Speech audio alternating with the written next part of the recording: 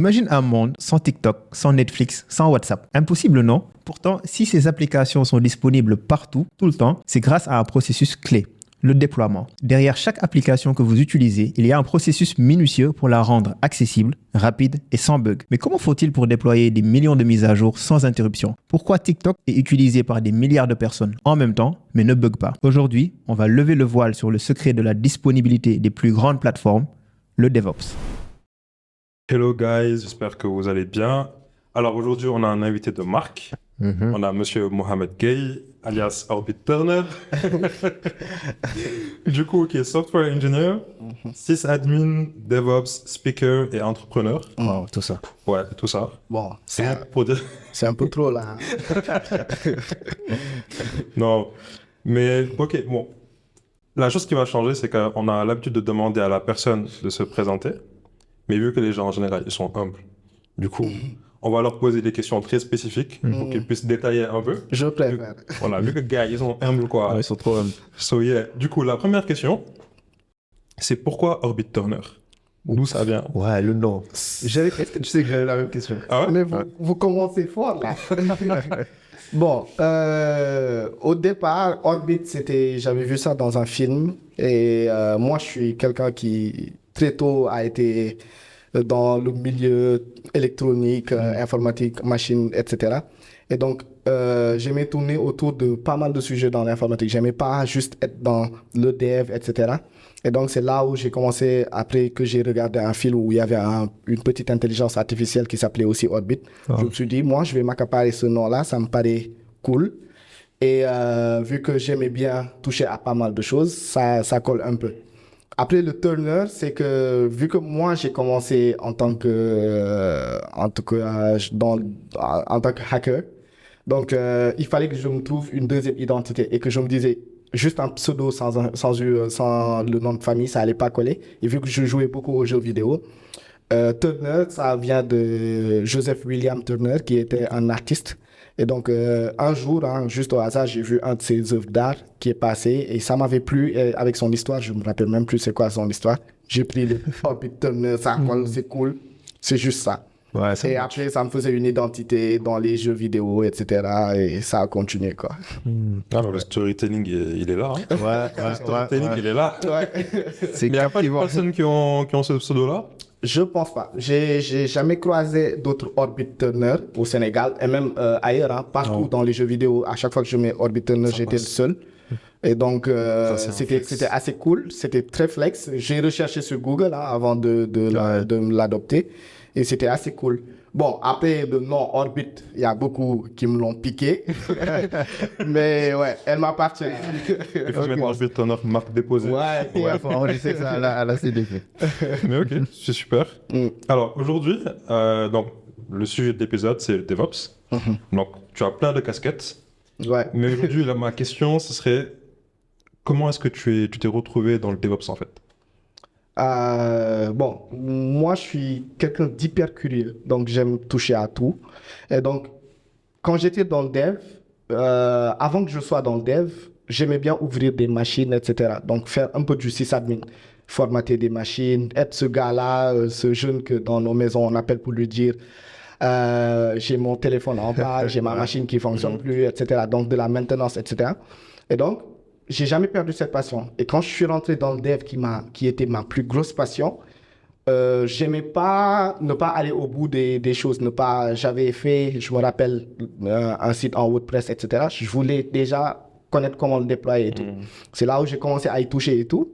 Et je me suis dit, bon, je vais continuer comme ça. Et j'ai commencé à déployer mes applications. C'est après que j'ai su que ça s'appelait, bon, avec l'automatisation et tout ça, qu'il y avait en le trafiquant un peu une manière de l'appeler DevOps. Donc c'est après que j'ai vu le DevOps, je suis allé voir c'était quoi dans le fond et je me suis rendu compte que je faisais à peu près ces choses-là. Et donc je me suis dit, bon, vu que le dev ça se finit jamais, on finit jamais d'apprendre, pourquoi ne pas évoluer aller voir plus que dans l'étape de la production, dans la suivi, etc. Et c'est là où je suis allé dans tout cet univers de DevOps. Ok. Bon, je pense qu'après, je laisserai plus tard Bamba, il va poser des questions très spécifiques par rapport au DevOps. Mais à côté, bon, il y a plein d'autres casquettes en fait. Et pour un peu te cerner, j'aimerais savoir quelle est ta casquette préférée parmi toutes ces casquettes-là? Bon, pour ceux qui me suivent, je passais tout mon temps à changer mes titres. J'arrivais pas à trouver le titre qu'il faut. Est-ce que ce que je fais, c'est du dev? Parce que quand je fais du dev, je me retrouve à faire parfois de la programmation orientée, de la programmation IoT. En fait, je résous juste des problèmes. Et je pense que je suis juste un ingénieur logiciel. Que ce soit le DevOps, que ce soit tout ça, c'est dans le cadre de l'ingénierie logicielle. Donc, je suis juste un ingénieur logiciel, en fait. Mais il y a Si on forcément, fait je sais forcément une pas partie si- que tu aimes faire, que tu préfères. Si tu devais regarder un seul, ce serait Si quoi? Ouais, je pense que ce serait le DevOps ou le private cloud. Je pense que ce serait ça. Ouais.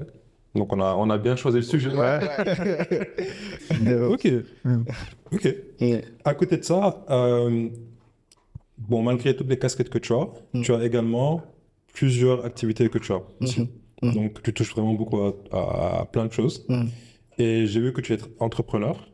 Donc tu as une boîte qui s'appelle Futurize. Est-ce que tu peux nous expliquer ce que vous faites exactement? Oui, on cherche des clients. C'est ce que tout le monde dit. C'est rare actuellement, mais bon. Bon, Futurize, c'est une boîte, c'est la deuxième ou troisième, je pense, boîte que j'ai créée. Ok. Donc, j'ai commencé très tôt dans l'entrepreneuriat quand j'avais 15 ou 16 ans. Donc, à l'époque, on avait fait une chose et j'ai eu l'idée d'aller déposer ça en ville. Je pense qu'il y a une structure où tu déposes tes marques. J'ai un peu oublié.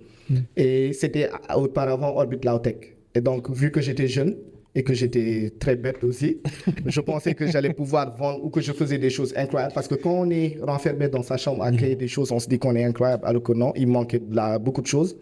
Donc, c'est là où j'ai arrêté pour aller apprendre et faire beaucoup de choses, mais toujours en ayant la même vision.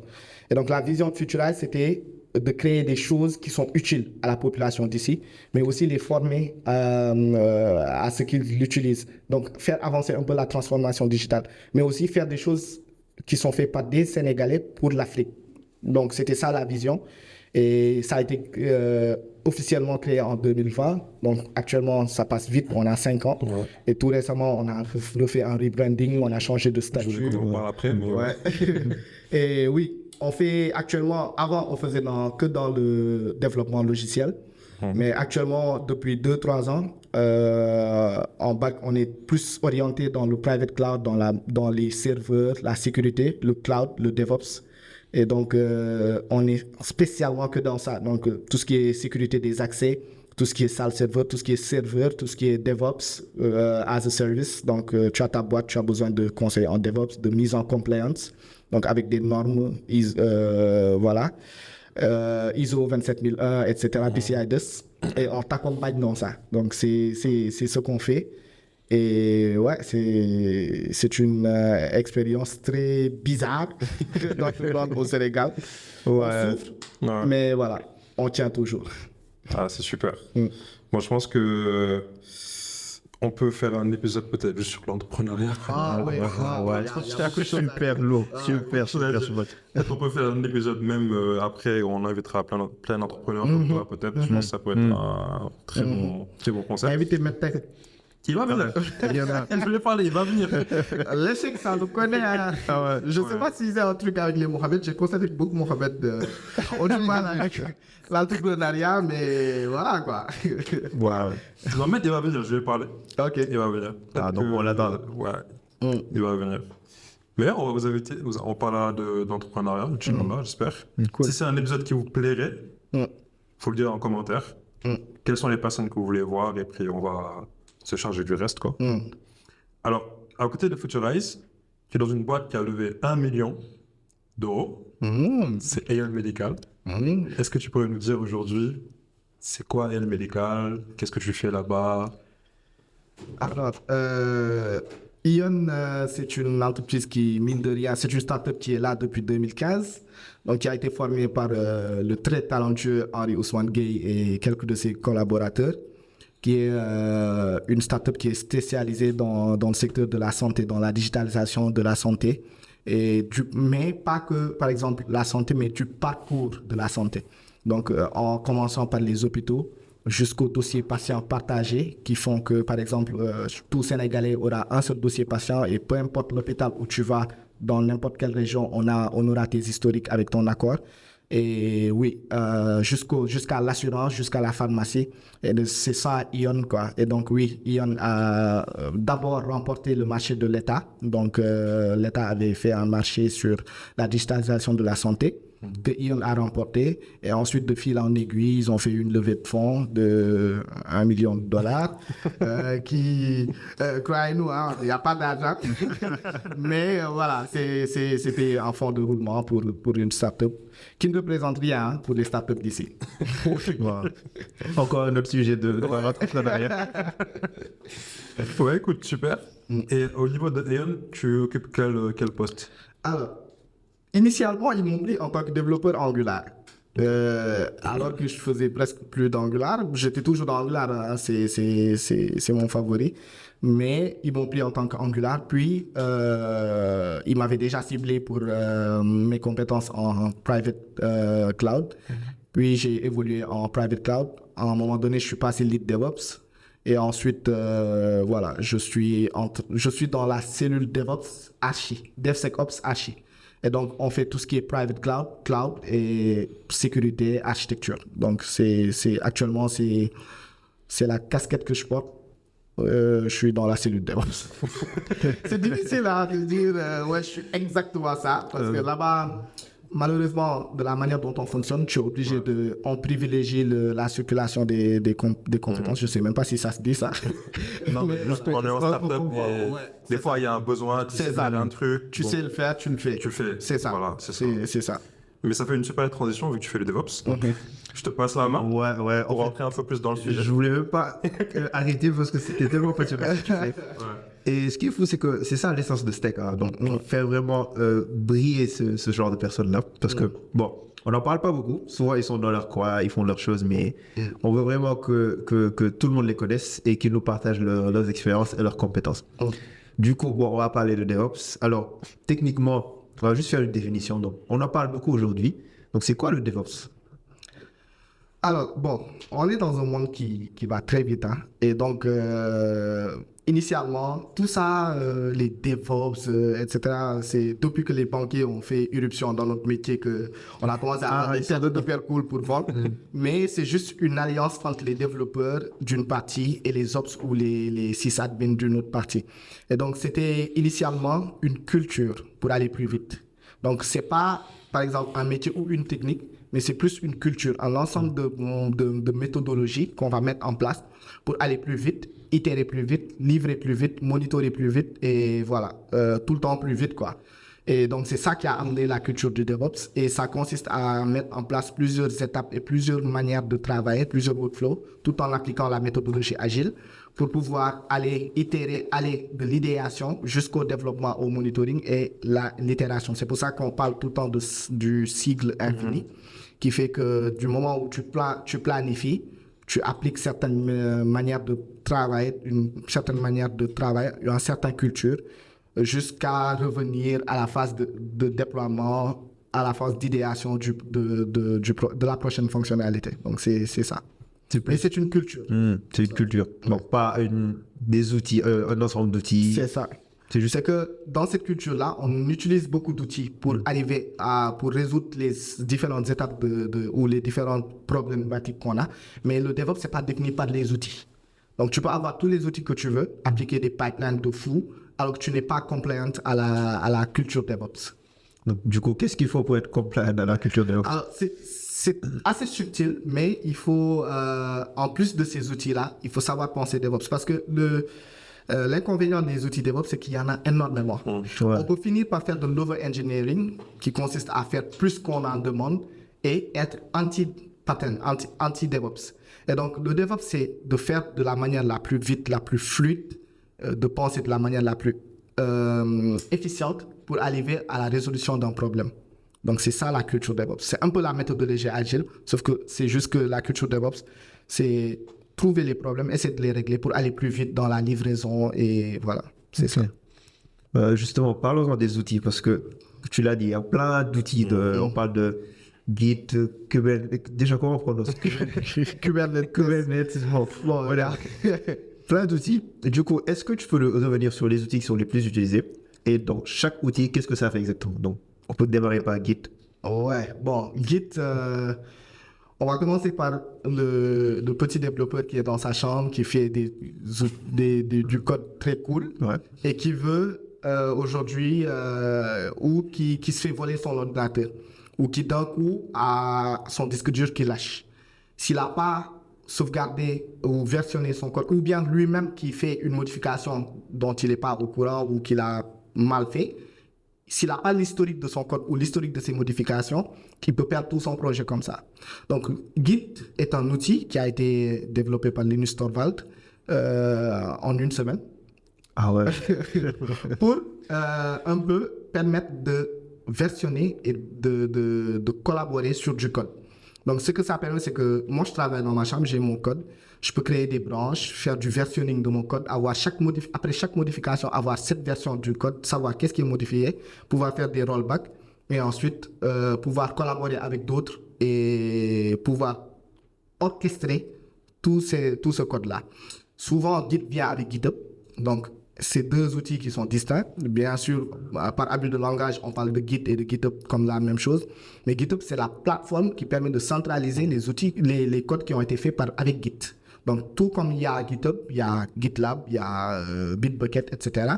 Donc, c'est des plateformes qui permettent, au lieu de te dire à toi, envoie mon code dans mon serveur ici, etc., de tous, on est concentré sur un dépôt où on peut tous amener notre marchandise qui est notre code et pouvoir collaborer comme ça. Ouais. En fait, tu m'as rappelé quelque chose quand tu étais étudiant, on se passait le code dans les clés USB. Ouais. Donc Git, ça permet d'éviter ça. D'éviter ça, ouais. Si vous avez toujours rêvé de lancer votre podcast ou créer du contenu pour développer votre crédibilité et votre visibilité en ligne, sachez que c'est le moment de le faire et j'ai exactement ce qu'il vous faut. Notre partenaire Toftal Studio propose un espace de tournage entièrement équipé. Vous y trouverez tout ce qu'il vous faut. Caméra professionnelle, micro de qualité, éclairage et même des décors modulables en fonction de votre projet. Et pas besoin d'être un expert. L'équipe de Toftal Studio vous accompagne de la préparation au rendu final. C'est simple, rapide, professionnel, parfait pour ceux qui veulent se lancer sans perdre de temps ni se prendre la tête avec le matériel. Donc si vous avez un projet en tête, c'est clairement le bon moment pour vous lancer. Et en plus, avec le code STEC10, vous aurez 10% de réduction sur votre prochaine commande. Merci à eux de nous soutenir dans cette aventure. Okay, autre chose qu'on entend beaucoup, c'est pipeline, CI/CD.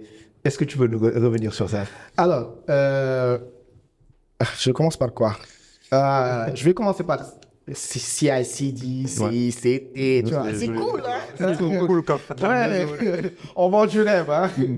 Mais CI, qui est le CI, donc qui est le Continuous Integration, c'est le fait de, comme on l'a dit, hein, supposons que j'ai mon Git, j'ai un projet que j'ai livré, j'ai Wave comme mon projet. Bon, je voulais pas citer de nom, mais prenons n'importe quel produit, hein, ou Facebook ou j'en passe. Donc, qui est mon projet, qui est mon produit que j'ai déployé. Et chaque fois, à chaque fois que je build mon projet, que je fasse mes intégrations, que je les mette quelque part sans casser tout ce qui existait. C'est-à-dire, j'ai mon GitHub. À chaque fois que j'ai développé une nouvelle fonctionnalité en local, que je le mette dans mon GitHub, dans mon entrepôt de code, sans pour autant casser l'ancien code. Donc, tout ça, c'est les pipelines de CI qui permettent d'intégrer très rapidement et très facilement le code que tu as mis dans le code existant sans casser. Donc, quand on parle de pipeline, c'est un processus, un workflow. Et donc, ça a un début et une fin. Et à l'intérieur de ce début-là et de cette fin-là, il y a des choses qui se passent. Et c'est pour ça qu'on parle de pipeline qui est tuyau. Donc, c'est le fait d'avoir un tuyau et de commencer par un début et d'aller par itération dans le processus jusqu'à la fin. Donc, c'est pour ça qu'on parle de pipeline. Et ça, c'est le CI. Donc, c'est intégrer de manière continue les développements que les développeurs font sans pour autant casser le code qui existe. Pour y arriver, on met en place certains outils qui permettent de contrôler le code, de faire des tests, etc., pour s'assurer que tout fonctionne malgré le code qui est là. Maintenant, le CD, elle a deux définitions. Il y a le continuous deployment, il y a le continuous delivery. Wow. Alors, je vais reprendre cette imagination de l'entrepôt. Donc, quand j'amène supposons que j'ai packagé mon produit, je l'amène à l'entrepôt, je le dépose. L'entrepôt peut décider de directement le livrer le client, comme l'entrepôt peut décider de le mettre dans le camion qui va le livrer au client. Donc, le delivery, c'est le fait de prendre le code, de le mettre dans un environnement qui est prêt à déployer, mais qui n'est pas déployé. Donc, tu peux faire du continuous delivery sans faire du continuous deployment. Mais le continuous deployment, c'est le fait de prendre son code, dès qu'il est prêt, de le déployer. Donc, c'est tout ce processus-là de mise en place qui permet qu'une fois que le code il est dans l'entrepôt, je le déploie directement pour que le client puisse le voir. Donc, il y a une petite nuance entre ces deux. Tu peux délivrer un code sans le déployer, comme aussi tu peux déployer. Bon, forcément, quand tu déploies un code, tu as fait une delivery. Ok. Et le dernier outil, c'est déjà, dis-moi comment on le prononce. Kubernetes? Kubernetes? Il y en a qui disent K8S, bon, c'est parce qu'il y a 8 lettres entre le K et le S. Il y a K18, il y a Cube, il y a Kubernetes, il y a Kubernetes. Les gars là, ils me trouvent des gros mots. Voilà, chacun dit ce qu'il veut. Moi, Cube. Cube, c'est plus simple. C'est plus simple, ouais. Du coup, à quoi ça sert? Alors, malheureusement, avant de parler de Cube, il faut qu'on parle de Docker. Donc, quand on parle de Docker, ils vont parler de container. Ok. Et donc, Cube, bon, c'est à la fin de la ligne que ça arrive. D'abord, je pense que d'habitude, ce qu'on faisait, c'est qu'un développeur, il prend son code, il le déploie ou il le livre. Et quand le Ops ou le sysadmin ou le chef de projet, il déploie, il lui dit ça marche pas. Il lui dit pourtant ça marchait dans ma machine. Ouais. Que c'est ça que la containerisation gère. Ça te permet de prendre ton produit, comme je disais, on va reprendre ce produit-là. Une fois que tu l'as développé en local, tu t'assures d'écrire, par exemple, aujourd'hui, dans un papier, tout ce que tu as chez toi qui permet que le projet il roule de manière nickel. Tu prends ce papier-là, tu sors dehors, tu prends un wagon ou un container, tu le mets dedans et tu dis à quelqu'un dedans de répliquer tout ce que tu as fait pour que ton produit il fonctionne chez toi. Une fois que c'est bon, tu as un container, c'est ce container que tu vas déployer. Maintenant, d'habitude, on utilise Docker pour ça, avec un Dockerfile, etc., pour gérer ton projet, le prendre, le packager et l'isoler de telle sorte que ça puisse être répliqué partout. Maintenant, ce qu'on s'est rendu compte, c'est qu'à un moment donné, quand on a un projet de l'envergure nationale ou de plusieurs utilisateurs, il faut bien gérer plusieurs containers, plusieurs répliques de ce projet-là, avoir plusieurs instances, donc on va y arriver, je pense, qui font que le projet ne tombe pas. Donc, on s'est dit, comment gérer plusieurs containers de ce style-là? Imagine, on a un entrepôt de la taille du port de Dakar. Comment gérer tous ces containers qui arrivent? C'est là où Kubernetes arrive. Donc, c'est un outil qui permet d'orchestrer, donc un orchestrateur, des containers et des applications et de faire bien plus que ça, d'aller dans de faire de la haute disponibilité, voilà, des rollbacks, des politiques, etc. Et c'est le hell de tout le DevOps. Donc, c'est une branche, je ne sais pas comment l'appeler, mais c'est quelque chose qui peut aller très, très profond et très, très complexe. Mais on peut aussi y faire des choses très simples et c'est hyper efficace pour gérer des containers. Ok. Tu as parlé d'un problème qui est très, très, très récurrent chez les étudiants. Ça marche sur ma machine. Ça marchait sur ma machine, maintenant ça marche plus. Du coup, tu es en train de dire que pour résoudre ce problème-là, c'est d'utiliser des containers. C'est ce qui résout le problème. Bon, il y a plusieurs manières d'y arriver, mais actuellement, la manière qu'on a le moyen le plus efficace qu'on a de régler ce problème-là, c'est effectivement de containeriser le code, qui fait qu'on a une seule description de comment le code il est censé rouler, comment l'application il est censé rouler.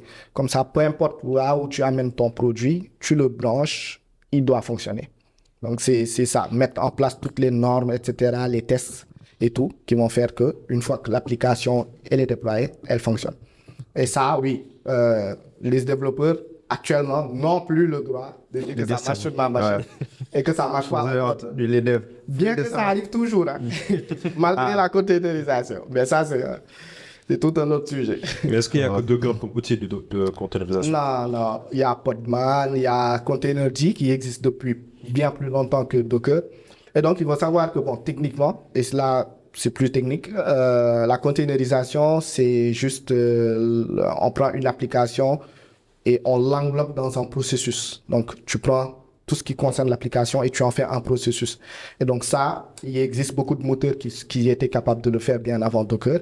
C'est juste que Docker, il est venu et il l'a rendu beaucoup plus public, beaucoup plus accessible, avec une API plus facile à utiliser. Et avec le coût de rebranding, etc., ça a bien marché. Et d'ailleurs, on a beaucoup de cloud providers qui commencent à switcher sur Podman, etc. J'avais vu ton tweet en fait sur ça. Exactement. Et qu'est-ce qui fait qu'en fait, on passe plus sur Podman aujourd'hui? Alors, bon, Oracle, je pense que ça va être un problème de coût parce que les gars, ils veulent bien vendre sans acheter. Donc, bon, Podman, c'est open source. Docker, ça paraît open source, mais c'est pas open source. Donc, il y a certains, quand tu as un certain business ou que tu fais certaines choses, il faut que tu payes des licences à Docker. Donc ça, c'est souvent pour les cloud providers, etc. Et je pense qu'ils sont passés sur Podman pour beaucoup de choses. Hein. Mais moi, je suspecte le problème du coût. J'ai beaucoup creusé. Je trouve qu'ils te parlent de ça. Même sur Red Hat Linux, ils ont fait switcher le moteur de gestion de containers par défaut sur Podman. Mais je suspecte juste le problème de coût et aussi le fait que ça soit open source, ça leur permet de le rebrander à leur sauce et de faire des choses qui sont beaucoup plus avancées. Donc, c'est souvent ce que font les cloud providers. Ils prennent un produit open source, ils le rebrandent, ils le rendent plus joli à leur goût et ensuite ils vendent ça. Donc, je pense que c'est pour ça. Mais par exemple, Kubernetes, je pense que la plupart des versions descendent par défaut avec du containerd. Donc, il y a beaucoup de choses comme ça. Mais voilà, tout dépend de l'application et du choix de celui qui l'implémente. Et est-ce que le DevOps aujourd'hui, c'est applicable partout? Par exemple, moi, en tant que startup, bon, comme c'est un mot assez joli, je dirais, juste pour me dire que, OK, moi, je fais du DevOps dans ma boîte, est-ce que je peux me le permettre? Ou bien que c'est seulement réservé aux grandes entreprises? Comment ça marche? Non, le DevOps s'applique partout où s'applique la méthodologie agile. En tout cas, selon moi. Partout où tu peux appliquer de la méthodologie agile, par l'autre, tu peux appliquer du DevOps. En fait, c'est juste une manière de voir les choses. Au lieu de te dire, ouais, je me limite à faire du code comme ça, ensuite je vais chercher quelqu'un qui va déployer ou je vais faire certaines choses manuellement, tu cherches toujours un moyen d'automatiser et d'optimiser. Pas automatiser pour perdre du temps, mais automatiser pour optimiser. Donc, pour aussi sécuriser. Donc, quand tu développes ton application dans une petite startup, dès le départ, tu commences à penser à comment ça doit fonctionner en prod, comment je dois gérer mes déploiements, quelle visibilité je dois avoir sur mon application, si ça tombe, quelles sont les métriques que j'ai. Donc tout ça, c'est des choses que tu peux une culture que tu peux t'imposer. Et ça va au-delà de l'aspect technique. Ça va dans ta communication avec tes clients, dans ta communication avec tes supports. Et si tu es une boîte qui crée un produit pour une personne, la communication et comment tu inclus le client dans le process. Donc tout ça, ça fait cette culture DevOps qui vont te faciliter à créer ton produit, de faire l'idéation, de faire la création, le déploiement et l'observation jusqu'à la prochaine idéation. OK. Et bon, on en a parlé au début des applications à envergure mondiale, tu l'as mentionné tout à l'heure. On a le cas de Netflix, TikTok, utilisé par des milliards d'utilisateurs. Du coup, moi, tout le temps, je me demande comment ils font, d'un point de vue DevOps, pour que ça soit utilisé par ce grand nombre-là et qu'il n'y ait pas de panne. Donc, tout se passe très bien. Quel processus ils utilisent? Comment ça se passe derrière? Ouh. Déjà, vous invitez un novice. Non, Vous lui posez un novice. J'ai l'impression qu'on va me descendre là. Non, t'inquiète. Mais après, il y a le DevOps dans la partie technique qui fait que il y a ce qu'on appelle, quand tu évolues, le Site Reliability Engineering, donc qui consiste à appliquer ce qu'on appelle notre disponibilité. Et ça, c'est un autre game. Donc, quand un produit, il est déployé chez quel client, qu'il a des pannes qui tombent de temps en temps, c'est pas la même envergure qu'un produit qui doit gérer un trafic de milliards d'êtres humains connectés qui font des centaines de milliards d'opérations. Donc, juste consulter ton profil, par exemple. Derrière, il y a énormément de choses qui se sont passées. Donc, tu passes rapidement pour 1 milliard d'utilisateurs à 100 milliards d'opérations derrière. Donc, ça, il y a énormément de choses. C'est hyper passionnant. C'est-à-dire, comment le DevOps attaque ce genre de problème, c'est qu'on fait du découpage. C'est ce qui amène les microservices. Mais les microservices, souvent, on pense que c'est juste pour le back-end, pour mon code, etc. Mais il y a une micro-vision aussi des projets, un micro-découpage des projets. C'est-à-dire, on ne va pas venir dire, on prend ce gros projet et on voit comment on va faire de telle sorte que ça soit disponible. On va prendre le front-end, on va prendre le navigateur, on va prendre les CDN, on va prendre le back-end, on va prendre la communication entre le front-end et le back-end, on va prendre les gateways, les microservices, leur communication, la base de données. Tout ça, on va essayer de faire de telle sorte que ça puisse gérer un trafic de milliards d'utilisateurs. La meilleure manière qu'on a actuellement d'y arriver, c'est de faire de petits blocs et de les répliquer.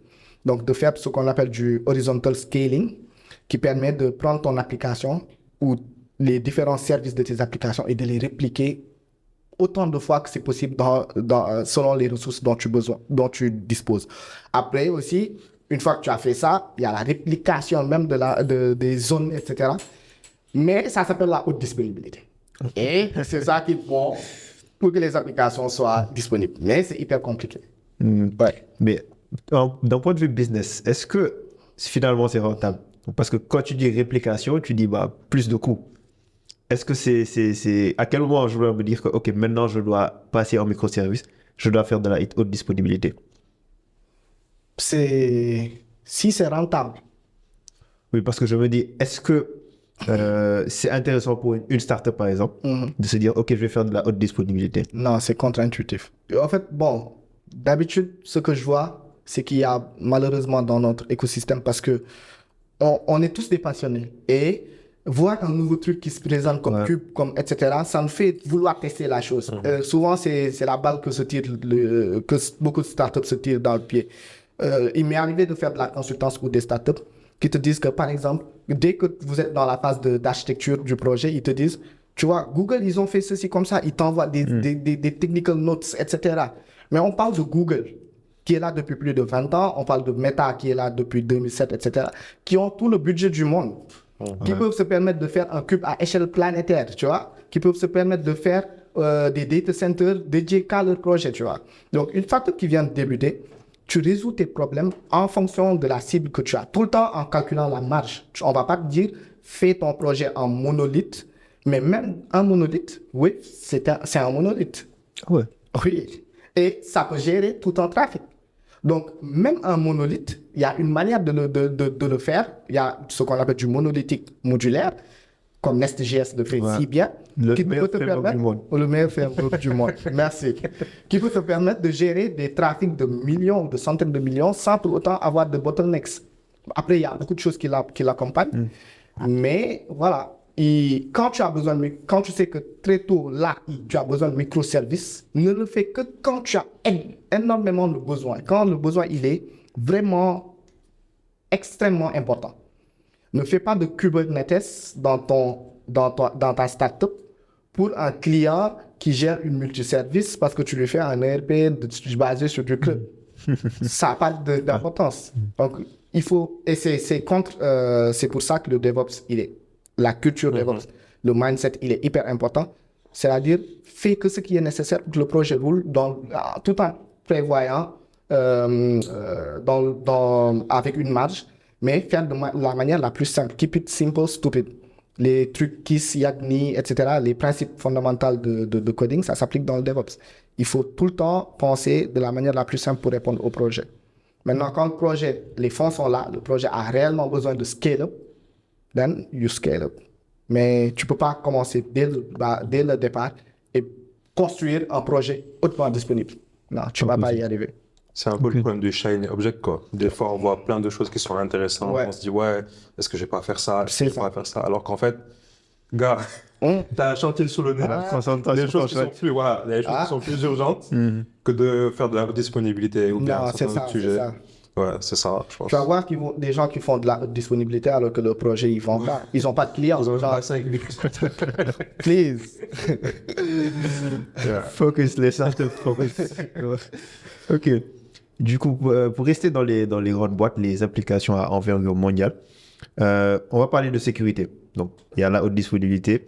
Mais comment ils vont faire pour sécuriser toutes ces applications qu'ils ont impliquées, qu'est-ce qui se passe derrière? Ils prient. Ouais. C'est que la prière. Le problème avec la sécurité, tu as beau être compliant, par exemple. Bon, dans la sécurité, pour vous aider, il y a des normes qu'on t'impose.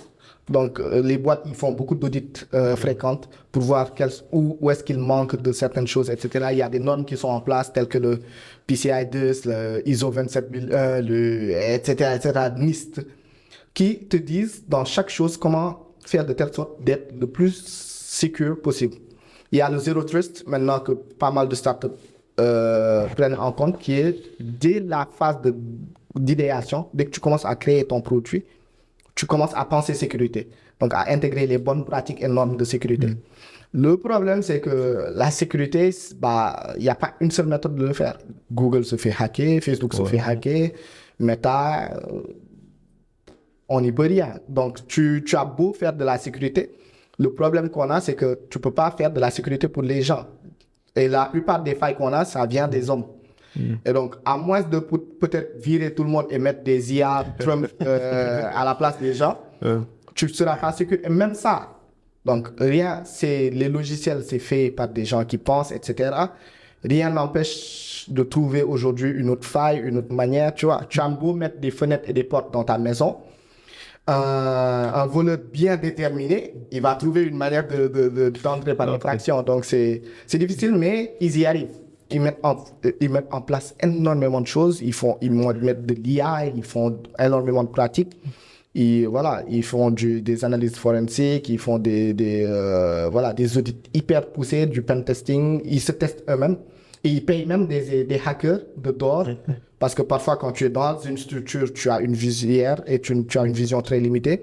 Donc, ils payent des gens de dehors, ils les récompensent, qui s'occupent de pirater l'application ou la plateforme. Et comme ça, ils vont patcher au fur et à mesure. Et jusqu'à présent, ça marche. Et les gens, j'ai vu que c'est ça leur métier en fait. Certains hackers, c'est ça leur métier. Ils vont dans les boîtes comme Facebook. Je pense que chaque année, ils ont un événement comme ça où ils invitent les gens. Si vous trouvez une faille, vous avez une récompense. Quoi. Ouais. Et en général, c'est des grosses récompenses. Malheureusement, on n'a pas ça ici. C'est ici, bon, il y a là-bas. On verra. L'IA, alhamdoulilah. On peut, quoi. On fait comme on peut. On fait comme ouais. C'est un truc qui me passionne, hein, l'ingénierie dans les grandes boîtes. Et je me rends souvent dans leur site. Souvent, je vois qu'ils ont des pages dédiées à la partie engineering. Donc, ils te détaillent carrément leur architecture, ce qu'ils ont comme technologie, etc. Ouais. Et pourquoi, moi, je me dis, selon toi, on n'a pas cette pratique-là ici dans les entreprises sénégalaises? Est-ce qu'on a de grandes boîtes? Pourquoi? On en a, mais they are struggling. Ils sont toujours en train de, eux aussi, être concentrés sur déjà attaquer ce marché, etc. Et malheureusement, là où, par exemple, certaines grandes boîtes ou certaines boîtes européennes peuvent flamber du cash et en avoir des investisseurs à la volée, et pouvoir avoir un pôle strictement dédié à la sécurité, etc., faire des cash pricing, etc., on ne peut pas se permettre ça, nous. Nous, on a énormément de mal d'accéder au fonds, on a énormément de mal à faire pas mal de choses. Et donc, souvent, tu cherches à rendre ta boîte déjà rentable avant de te concentrer sur l'aspect sécurité. Et malheureusement, il y a des boîtes qui veulent bien, mais qui n'y arrivent pas. Parce que soit ils n'ont pas la compétence, soit ils ne veulent pas révéler trop de failles en faisant ça, soit ils n'ont pas tous les fonds nécessaires pour pouvoir se protéger en cas d'exploitation. Et aussi, il y a le risque de se faire prendre sa propriété intellectuelle. Je pense qu'ici, on est assez borné sur ça. D'ailleurs, ça, c'est le genre de choses. Donc, voilà. Très secret, quand même. Ouais, très secret. Alors que non, on peut très bien partager certaines choses. Hein. Ouais, bien sûr. Bon, moi, ça m'arrive de partager, quitte à me faire prendre mon NDA, etc. Voilà, parfois, certaines choses, il faut partager. Et c'est en partageant parfois que ça s'améliore. Exactement. Ouais. Il y a des règles qui le disaient d'ailleurs. Faut contribuer en open source et il faut avoir la culture du give back. C'est ça. Dans les devs en général, on n'a pas trop cette culture. Pour rester dans les grandes boîtes, on voit souvent des entreprises comme Apple pour leur mise à jour iOS. Donc, ils déploient leurs mises à jour souvent de façon ciblée. Donc, ils te disent, OK, iOS tant est disponible qu'au Brésil ou bien que pour certains nombres d'utilisateurs. Donc, c'est quoi la stratégie derrière et comment ça se fait techniquement? Alors, comme je dis, dans le DevOps, il y a énormément de patterns de déploiement. Donc, on retrouve du progressive rollout, du progressive deployment, du canary, du A&B, du blue green, Beaucoup de mots. du data length, du feature flags. Et chaque semaine, on crée une nouvelle méthodologie de déploiement. Mais tout ça, c'est pour répondre à des besoins spécifiques. Moi, je les classe souvent en 3 grands types. Je ne vais pas être là à tout le temps faire le mec show qui déploie en type A, B. Ouais, non. C'est que le DevOps, comme je l'ai dit, bon, souvent les produits ils sont là pour répondre à un besoin. Et pour une grande boîte ou surtout de grands produits, c'est pas efficace d'un coup faire un déploiement qui va te planter toute ta production. Parce que tu as beau mettre, comme on dit, ça marche chez Noir, etc. Tu as beau mettre en place les pipelines les plus folles du monde, etc. et tout. Mais comme on dit, la production, c'est la production. Les clients, les gens derrière, tu peux pas contrôler comment ils utilisent ton produit. Donc, parfois, tu vois un dev qui a fait tous ses tests, c'est nickel et tout. Il déploie son application. Tu as un utilisateur là-bas qui réussit à mettre dans un champ de type number un texte qui vient venu de nulle part. Ouais. Et tu as toute l'application qui plante, tu vois. Donc, c'est le genre de choses qui arrivent.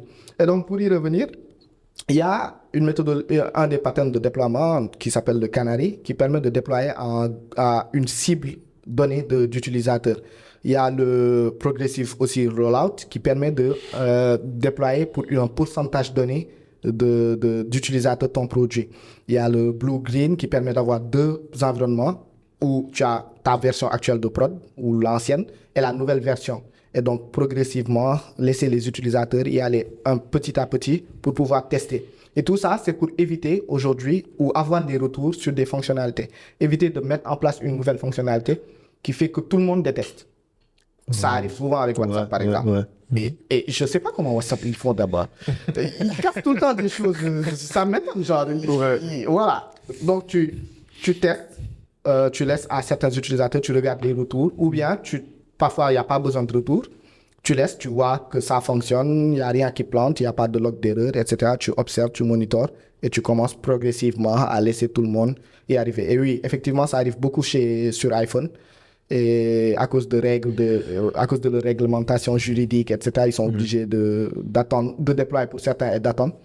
Mais oui, c'est assez passionnant de voir comment les DevOps y font pour déployer les applications. Moi, je sais pas, c'est iPhone ou bien c'est Wave, mais on va avoir un contentieux. Parce que moi, j'attends les coffres Wave depuis longtemps. J'ai vu quelqu'un qui l'a. Ah ouais? Je pense, ouais. Sur Twitter, il y a quelqu'un qui a partagé là. Merci de nous avoir écouté. Ça m'a étonné. Genre, moi, je suis allé, j'ai fait des mises à jour. Moi, tous les jours, je regarde parce que j'ai les coffres, je les ai pas. Ouais. À chaque fois, ça m'énerve. Je l'ai pas aussi. Hein. Je veux les coffres. Oui, C'est Wave, s'il vous plaît. On a besoin des coffres. Ouais. Vraiment, j'ai quoi. J'ai vu quelqu'un qui a fait un screenshot, etc. Et tout. Moi, je me suis dit, bon.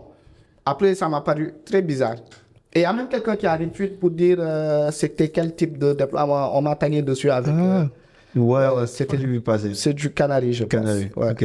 Mais c'était très rapide. Moi, c'est ça qui m'a étonné. C'était très Entre le moment où ils ont demandé la fonctionnalité et le moment où c'était disponible, c'était très rapide. Mais apparemment, je pense que c'était un truc qui était disponible en Côte d'Ivoire. Je pense, hein. Ah oui, ça aussi, j'ai vu passer. Parce que souvent, c'est disponible dans des pays, mais c'est pas encore disponible au Sénégal. Il y a aussi un type de déploiement qui s'appelle le feature flags, qui consiste à avoir, comme Wave, avoir plusieurs versions de l'application. Je dis pas que Wave l'utilise, mais avoir plusieurs versions de l'application pour, par exemple, Sénégal, Côte d'Ivoire, etc.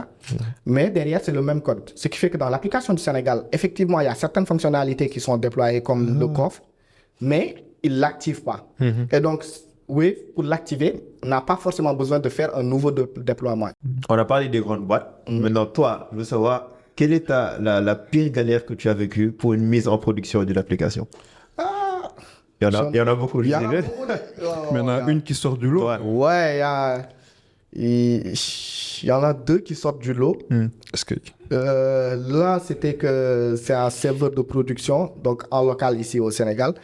Et les gens, ils travaillent en pleine journée. Moi, j'ai fait une mise à jour, j'ai pété le serveur. Donc, il n'est pas revenu de la mise à jour. Il fallait une restauration, 4 heures de reprise. L'autre, c'est que j'ai déployé une application en pleine journée. En fait, j'avais programmé le déploiement pour la nuit. Sauf que en mettant 1 heure, j'ai pas mis AM, j'ai Ouais. mis PM. Ouais. J'ai pas regardé. Et à 13 heures, tu as en pleine pic d'utilisation pour les clients, tu as l'application qui fonctionne pas. Le client qui demande, moi, qui lui dit, bah non, j'ai rien fait. Il me dit, si, tu as fait quelque chose. Je lui dis, non, j'ai rien fait. Et en regardant, oui, j'ai fait quelque chose. Après, je lui dis, ah, je vois, il y a un problème. J'accepte que c'est moi. Mais après, oui, en communiquant, je lui dis que c'est moi. Mais c'était très chaud parce que c'était un client qui tasserait, qui te demandait de venir. Coucou JP, ben voilà. Voilà quoi. Mais finalement, ouais. Mais ça nous arrive tout le temps. Bon, je vais pas dire le nom de la boîte, mais ça nous arrive. Jusqu'à présent. Ah ouais, jusque-là. Ouais, parce que c'est humain, quoi. Parfois, c'est arrivé à un de mes collègues qui a supprimé des fichiers de prod en pleine journée. Quoi? Coucou. Il a bien galéré. Mais c'est des choses qui arrivent, hein. C'est des choses qui arrivent. Mais tout le temps, c'est l'humain, c'est pas dû aux outils. C'est très rarement dû aux outils. Hein. Très souvent, c'est l'humain et après qui dit non, c'est Angular, non, c'est le Kubernetes, non, c'est le. Et alors que c'est lui qui a fait les configurations du cube, tu vois. Donc, c'est souvent l'humain, mais souvent, c'est la fatigue aussi et voilà, qui fait ça. Parce qu'on va tellement vite qu'à un moment donné, tu fais une petite erreur qui peut te coûter très, très cher. Est-ce que ça peut arriver que ces gros problèmes-là viennent de la technologie en tant que telle? Par exemple, en début d'année, j'ai eu un problème, je pense en janvier, j'avais un problème avec mon Mac et Docker. Il y avait une période de quelques jours sur laquelle il y avait un problème entre Docker et les Mac. Bon, sur Mac, il n'y a pas de serveur, je pense, sur Mac, sur iOS. Mais par exemple, est-ce que ça peut arriver qu'une technologie, après une mise à jour peut-être, ne soit plus compatible avec un OS? Ouais, ça arrive tout le temps. En fait, et c'est pour ça que bien souvent, on se plaint, on dit que dans les entreprises ou dans les startups, ils se mettent pas à jour, les grosses boîtes, etc. Et c'est ça qui amène les problèmes, les délais entre une nouvelle version d'un truc et le temps qu'une entreprise met à se mettre à jour. Parce que il y a énormément de choses à tester. Parfois, en pleine prod, tu te dis, bon, je vais juste mettre à jour un paquet. Même pas en prod, hein, même dans nos devs. Parfois, tu mets à jour juste une dépendance. Et ça casse tout. Tu as ton projet Angular, par exemple, de 16 à 17. Il y en a beaucoup qui n'ont pas dormi toute une soirée. Moi, j'en fais partie. Tu mets à jour, tu perds ton projet. Tu es là à faire des rollbacks par-ci, par-ça. Et on oublie souvent que les technologies, elles sont faites par d'autres devs, hein, comme nous, qui ont des problèmes dans la vie. C'est vrai que j'y pense. Qui ont des problèmes sentimentaux, tu vois, qui ont du mal, parfois qui sont en colère, qui se disent, attends, je vais... Là, Je vais passer un petit truc sur le paquet. Voilà. C'est vrai avec une bibliothèque où le gars, une bibliothèque NPM hein, qui était hyper utilisée. Je pense que c'est une bibliothèque de test ou quelque chose comme ça, geste ou je sais plus c'est quelle. Ça a fait une tollée l'année passée ou l'année d'avant. Où le gars, un beau jour, c'était un projet qui est utilisé par toutes les boîtes. Il s'est levé, il a fermé le repository sur GitHub. Il a mis son README, il dit je ferme le projet parce que j'arrive plus à vivre du projet que j'ai fait et c'est utilisé par toutes les plus grandes boîtes de la tech. Et tout le monde était obligé de faire des forks ou de créer des alternatives à le truc. C'est arrivé, je pense que les gens vont le mettre dans le commentaire, mais c'est arrivé dans un projet qui était hyper téléchargé sur NPM. Wow. Mais nous, là, on est tranquille, peut-être on se lève là juste après l'épisode et on voit qu'on a... Dans une dépendance, ça, le dev... Le dev, il est fâché. Fâché, hein? Ouais, il y a des projets comme ça. Wow. Du coup, c'est un vrai problème, cette dépendance-là. Ah! Et ce qui est fou, c'est que tu l'as dit tout à l'heure, nous, on ne développe rien. On n'utilise que des paquets de développement de C'est fou. Mais après, sans ça aussi, on n'avance pas. On n'avance pas, ouais. Tu peux pas créer la roue tout le temps. Ouais, malheureusement. Ouais. Sinon, tu n'en sors pas. Wow. Et tout à l'heure, quand tu parlais de tes galères, tu as parlé de serveur privé ou private cloud. Donc, c'est un truc qu'on entend beaucoup aujourd'hui. Est-ce que tu peux nous en dire plus de private cloud? Alors, là... C'est ton domaine. Là, j'aime bien. En fait, moi, comme d'habitude, hein, comme j'ai commencé par le hardware, j'adore le hardware. Bon, il y a Babacar Cissé, a.k.a. Optimus Debugger, qui m'a une fois fait une réflexion où j'ai pas dormi la nuit à me dire, ouais, toi, tu préfères le VT serveur est là, tu es ici, tu gagnes rien. Oui, mais c'est une passion quand même, tu vois. Mais moi, j'ai toujours aimé tout le temps aller au-delà de derrière comment ça marche. Et donc, quand j'ai fait du DevOps, le cloud et tout ça, et que je vois que tout ça, ça partait de la virtualisation, que Docker, c'était une nouvelle approche de la virtualisation, etc., je me suis dit, bon, pourquoi ne pas essayer de faire mon propre cloud chez moi? Et c'est de là que c'est parti. Et donc, j'ai eu la chance d'avoir été dans des banques de la place où il y avait cette infrastructure-là, où j'ai découvert. Et ensuite, j'ai eu à travailler dans une boîte de la place QC où il y avait toute l'infrastructure, elle est locale, ils sont 100% offline et ils ont leur propre infrastructure ici. Et donc, c'est là où j'ai commencé à beaucoup me documenter et je suis remonté jusqu'au mainframe de IBM avec le ZOS et tout ça et je me documentais. Et donc, en commençant par là, j'ai commencé à apprendre ce qu'on appelle la virtualisation de type 1. Et donc, il faut savoir que d'habitude, tous, en tant que dev, dans nos PC, on installe un VirtualBox, un VM Station, VM Workstation, VMware, etc. Et on fait de la virtualisation. Ça s'appelle de la virtualisation de type 2. Et donc, quand tu veux passer à une échelle de cloud provider, qui est que le cloud, ce n'est rien d'autre que la machine de quelqu'un d'autre, tu vois. Et donc, ce que les clouds, ils font, ils ont un serveur qui est capable de prendre plusieurs machines en elle. Ils te mettent un système d'exploitation, bon, je ne vais pas l'appeler hyperviseur, mais je vais juste dire un système d'exploitation qui est orienté dans l'orchestration des ressources de la machine, qui est capable de prendre toutes les ressources de la machine et de dédier ça aux machines que tu crées, aux machines virtuelles. Et donc, c'est de là où j'ai commencé à me passionner sur ça et j'ai commencé par Proxmox, j'ai fait VMware, j'ai fait, comment ça s'appelle, Orchestra avec XCP. Et j'ai commencé à prendre mes petites machines, à en faire des serveurs et à créer des machines virtuelles à la demande, à faire des trucs. Et donc, je me suis dit, bah, genre, c'est une douille, le cloud. Ils prennent les choses qui existent. Et dis-toi que 90% du cloud, elle est open source. Hein, des cloud providers. Leur technologie, elle est basée sur du open source. Ils n'ont pas créé la virtualisation, ils n'ont pas créé EKS, ils n'ont pas créé AWS, par exemple. Ils n'ont pas créé les containers. Ils prennent, ils reprennent, ils utilisent les trucs open source, ils font à leur sauce, ils te disent paye-moi. Et ensuite, une fois que tu le payes, ils te disent paye-moi pour que je te fasse, voilà, pour que je te forme. Une fois qu'ils t'ont formé, ils t'ont dit paye-moi pour que je te fasse une certification qui prouve que tu peux utiliser mes produits, que tu payes déjà. Mais le private cloud, c'est beaucoup en vogue. Bon, c'était plus en vogue avant. Actuellement, il y a beaucoup de boîtes qui passent en hybride, mais il y a des boîtes qui sont, à cause des lois, obligées de toujours avoir les infrastructures en local, donc des serveurs. Et donc, ça passe dans... C'est un domaine qui est beaucoup plus réseau, donc qui demande beaucoup plus de compétences en hardware, en réseau, en sécurité. Et ouais, de fil en aiguille, mais c'est assez passionnant, c'est hyper passionnant. J'aurais aimé faire beaucoup d'épisodes sur ça, j'avais même commencé. Ouais. On a vu sur LinkedIn. C'est très profond, c'est très profond. On peut faire un épisode de Private Cloud, hein? Ouais. Why not? Mais c'est juste mettre des serveurs en local que tu gères toi-même au lieu de dépendre du cloud. C'est juste ça, le private cloud. Mais il faut savoir que l'informatique a commencé comme ça. C'est maintenant qu'on est passé en public cloud, comme on l'appelle. Mais il y a des entreprises qui sont toujours en private.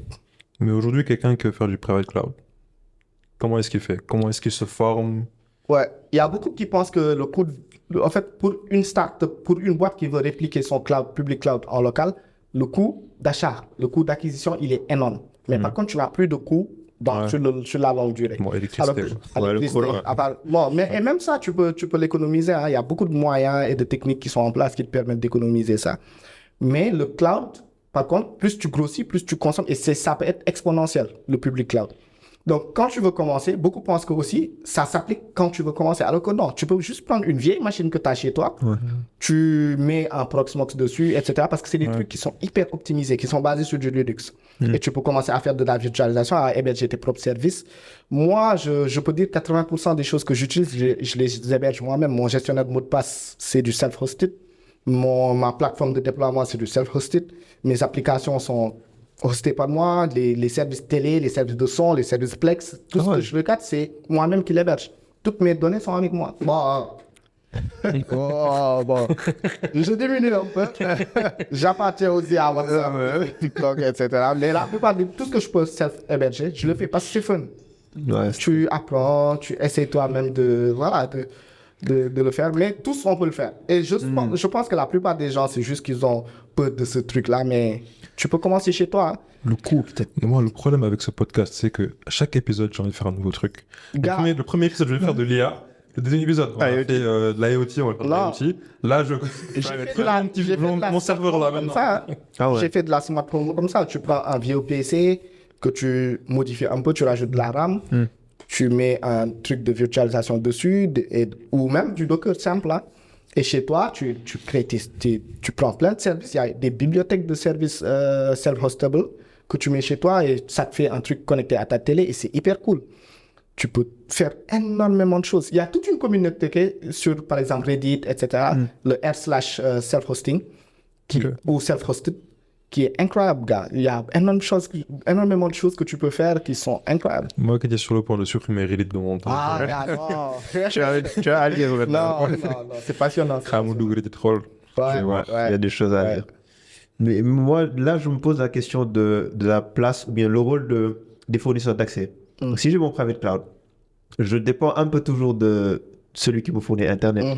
Du coup, quelle est leur responsabilité aujourd'hui? Donc, si eux, ils tombent en panne, tu perds un peu pas. Ouais, c'est... Bon, il faut savoir que aussi, le private cloud, c'est pas 100% que des avantages. Hein. Ça a des inconvénients. Ça a la maintenance, c'est toi qui t'occupes de mettre à jour toute ton infra, de regarder chaque dépendance, la sécurité, l'Internet, comme tu dis. Tout est à ta charge. Donc, tu es dépendant. Et donc, c'est là où quand tu commences à mettre des choses qui demandent de la haute disponibilité ou de la moyenne disponibilité, il faut que tu commences à être redondant. Donc, quand tu as un serveur, que tu en fasses deux avec un load balancer. Quand tu as une seule arrivée ASP Internet, que tu en fasses deux. Donc, si c'est les marques de la place, tu vas prendre Pomme et Mang, tu vois, qui vont être tes fournisseurs d'accès Internet. Comme ça, tu en as deux. Et si Pomme et Mang tombent en même temps, c'est qu'il y a un problème. Donc, c'est ça, la plupart des boîtes qui sont ici, ils essayent d'avoir 3 ou 4 redondances, ou 2, pour pouvoir assurer leur private cloud. Mais il y a un problème auquel je pense. Bon, peut-être que actuellement, ce sera plus trop d'actualité. Mais j'imagine que si tu veux faire du private cloud, il y a quelques années de cela, où il y avait beaucoup de coupures d'électricité, comment tu fais? Je pense que tu ne peux pas le faire. Au Sénégal, je pense que ça va plus ou moins. Ça comparé va à certains plus ou moins, pays d'Afrique. mais ça arrive toujours, hein, ça arrive toujours. Ouais. Et c'est là où ça commence du moment où, c'est là où tu te poses les bonnes questions. C'est-à-dire, du moment où tu fais un private cloud, il faut que tu te poses des bonnes questions. Est-ce que, quel est l'impact de la coupure d'Internet ou de l'indisponibilité sur tant de temps sur mon infra, etc., etc. Est-ce que mon infra, il doit être hautement disponible et tout? Quand il est hautement disponible, est-ce que je paye plus cher dans le cloud qu'en local? Est-ce que voilà, le coût de la maintenance ou du personnel, ça va être plus cher, etc. Ça, c'est pour une grande boîte. Quand c'est une petite personne, je pense pas que la coupure d'électricité, ça te fasse trop de mal. À moins que tu aies quelque chose que tu veux pas que ça soit dans ce cas-là, tu mets des moyens en place, un onduleur, etc., une arrivée solaire, un onduleur solaire ou un groupe électrogène, whatever. Mais du moment où tu commences à te poser certaines questions et que tu dois être hautement disponible, et ça va t'étonner, mais il y a beaucoup de boîtes, en tout cas, l'administration sénégalaise, les trucs les plus sensibles, elles sont jamais dans le cloud, public cloud. La plupart, elles sont hébergées ici même au Sénégal avec des data centers. Voilà, il y a le cadre par exemple de la douane, etc. Ils vont jamais mettre par exemple les choses dans le public cloud. Ça va jamais se faire. Tu as je pense pas que l'armée, ils vont mettre leur solution aussi dans le public cloud. Donc ils ont bel et bien des data centers ici, répliqués, etc. Et c'est là où ça va leur coûter moins cher de l'investir ici que de le payer dans le cloud. Et donc ils vont mettre en place des moyens comme des onduleurs, etc. pour que toute coupure, en tout cas, soit mitigé, qu'il n'y ait pas de perte d'informations, que même si tu bombardes par exemple un building, que tu n'aies pas de perte Il faut faire à peu près ce que t'offrent les private cloud. Ok. Les public cloud. Ouais. Public. Wow. Et tu as parlé de Linux tout à l'heure en évoquant les serveurs. Donc, est-ce que, bon, c'est une idée reçue, moi j'y crois fortement, est-ce que Linux est vraiment le roi des serveurs? Donc, tous les serveurs, ils tournent sur Linux. Plus que Windows, je veux dire. Oui. C'est vrai. Et, bon, après, il faut pas se mentir.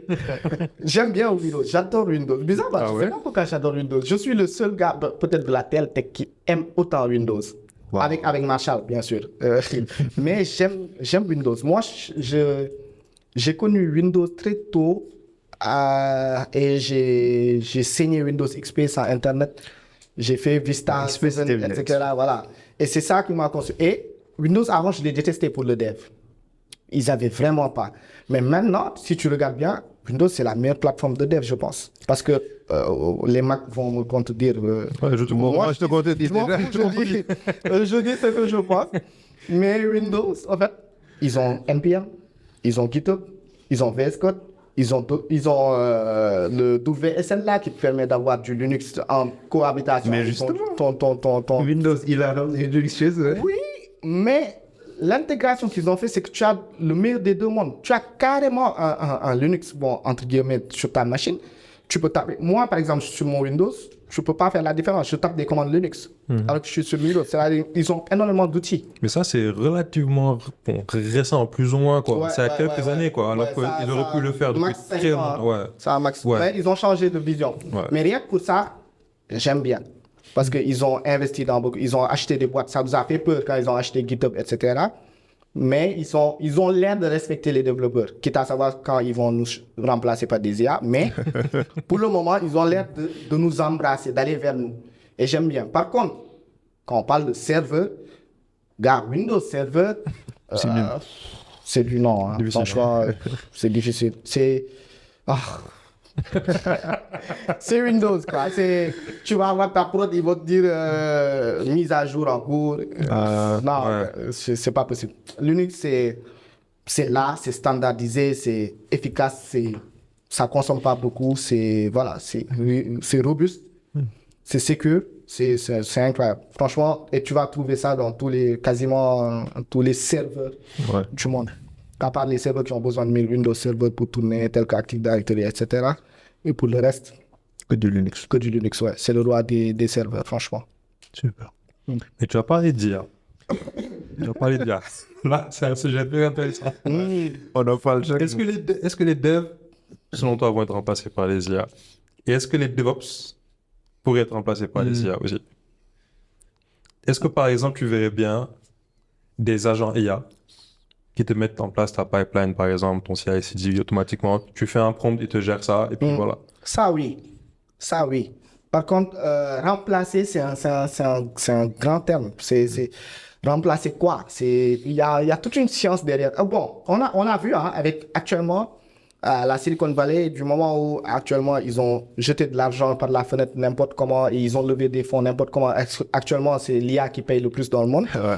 Vu qu'ils ont fait du n'importe quoi et qu'actuellement ils n'ont plus de domaine où se tourner, ils se retournent contre nous, les devs. Nous-mêmes, on s'y attendait pas. On est en mode what the fuck? Ils sont en train de sortir Bolt, V0, etc. Des outils, cursor et tout.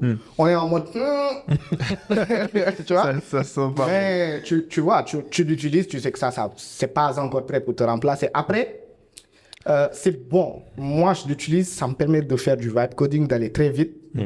Mais tu te retrouves derrière à beaucoup bosser. Après, tu te rends compte que l'être humain, c'est pas facile à remplacer. Ouais. C'est comme les calculatrices quand c'est arrivé avec les profs de maths là. C'est pas facile. En fait, ça va me permettre d'aller hyper vite. Mais il y en a hein, des agents IA qui te font une pipeline. Je suppose que la plupart d'entre vous, les Dockerfiles, ça fait longtemps que vous l'écrivez plus. Hein. Il y a un chat qui vous fait un bon Dockerfile, vous prenez, vous déployez. Après, derrière, il faut que tu saches c'est quoi ce Dockerfile là. Bon, même si tu sais pas que tu prends, tu exécutes, etc. Quand on va te parler de mettre en sécurité ce Dockerfile, faire de la redondance, etc. Il y a tellement de paf que ce sera difficile actuellement, en tout cas dans le cas où on est, pour que l'IA remplace un DevOps ou pour que l'IA remplace un développeur, surtout un développeur, parce que ça va être hyper compliqué. Mais ça peut nous permettre d'aller très vite. Pour moi, je suis pas contre. Pour moi, c'est un outil de productivité et même je suis contre ceux qui ne l'utilisent pas, à bon escient. Mais je suis contre, par exemple, quelqu'un qui vient de débuter dans l'informatique et qui se tape des IA à tout va. Franchement, je pense que ça va pas te mener très loin. Ça va faire parce que déjà l'informatique, quand tu viens de commencer, que tu fais ton premier programme en C et que tu as ton Hello World, tu penses que tu vas hacker la NASA avec. Là où tu peux maintenant prompter tout un jeu, mais ça vient avec tous les problèmes qu'on voit ces derniers temps, c'est des produits avec des vulnérabilités de partout. Il y en a même qui ont fait le même là c'est pas du bad coding, c'est de vulnérabilité as a service. C'est là, mais je pense pas que ça va remplacer. Mustapha, c'est pas difficile, c'est pas facile. J'espère. Tu as toujours du travail, t'inquiète.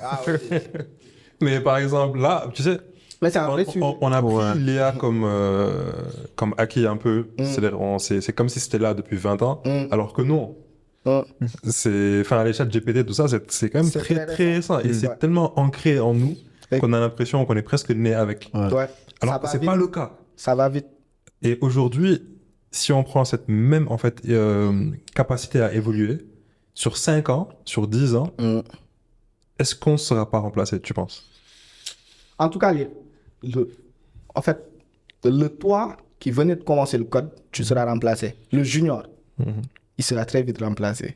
Même l'intermédiaire, à un moment donné, on va le... En fait, parce que si tu regardes bien, quand, par exemple, nous, on venait de commencer de coder, je suis toujours junior, hein, mais quand on venait de commencer de coder, Bon. ce qu'on venait de faire... Arrête.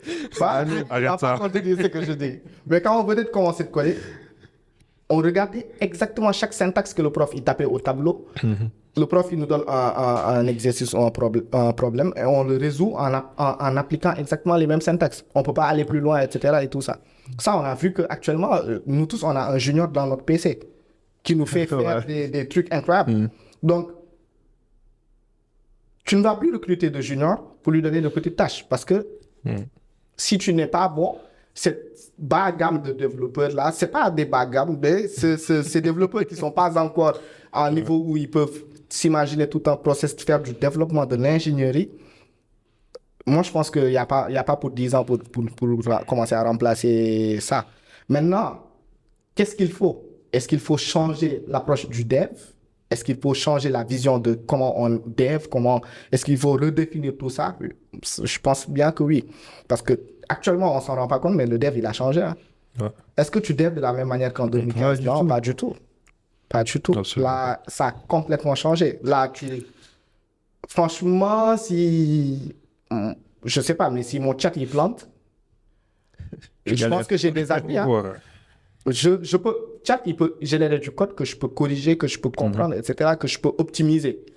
Mais je n'ai même plus la force d'écrire du code, genre, juste comme ça. On me donne une tâche, j'écris du code. Non, il faut que je le prompte d'abord et ensuite je fais Exact. l'étape du senior, du code review, tu modifies un peu, modifies, ouais. etc.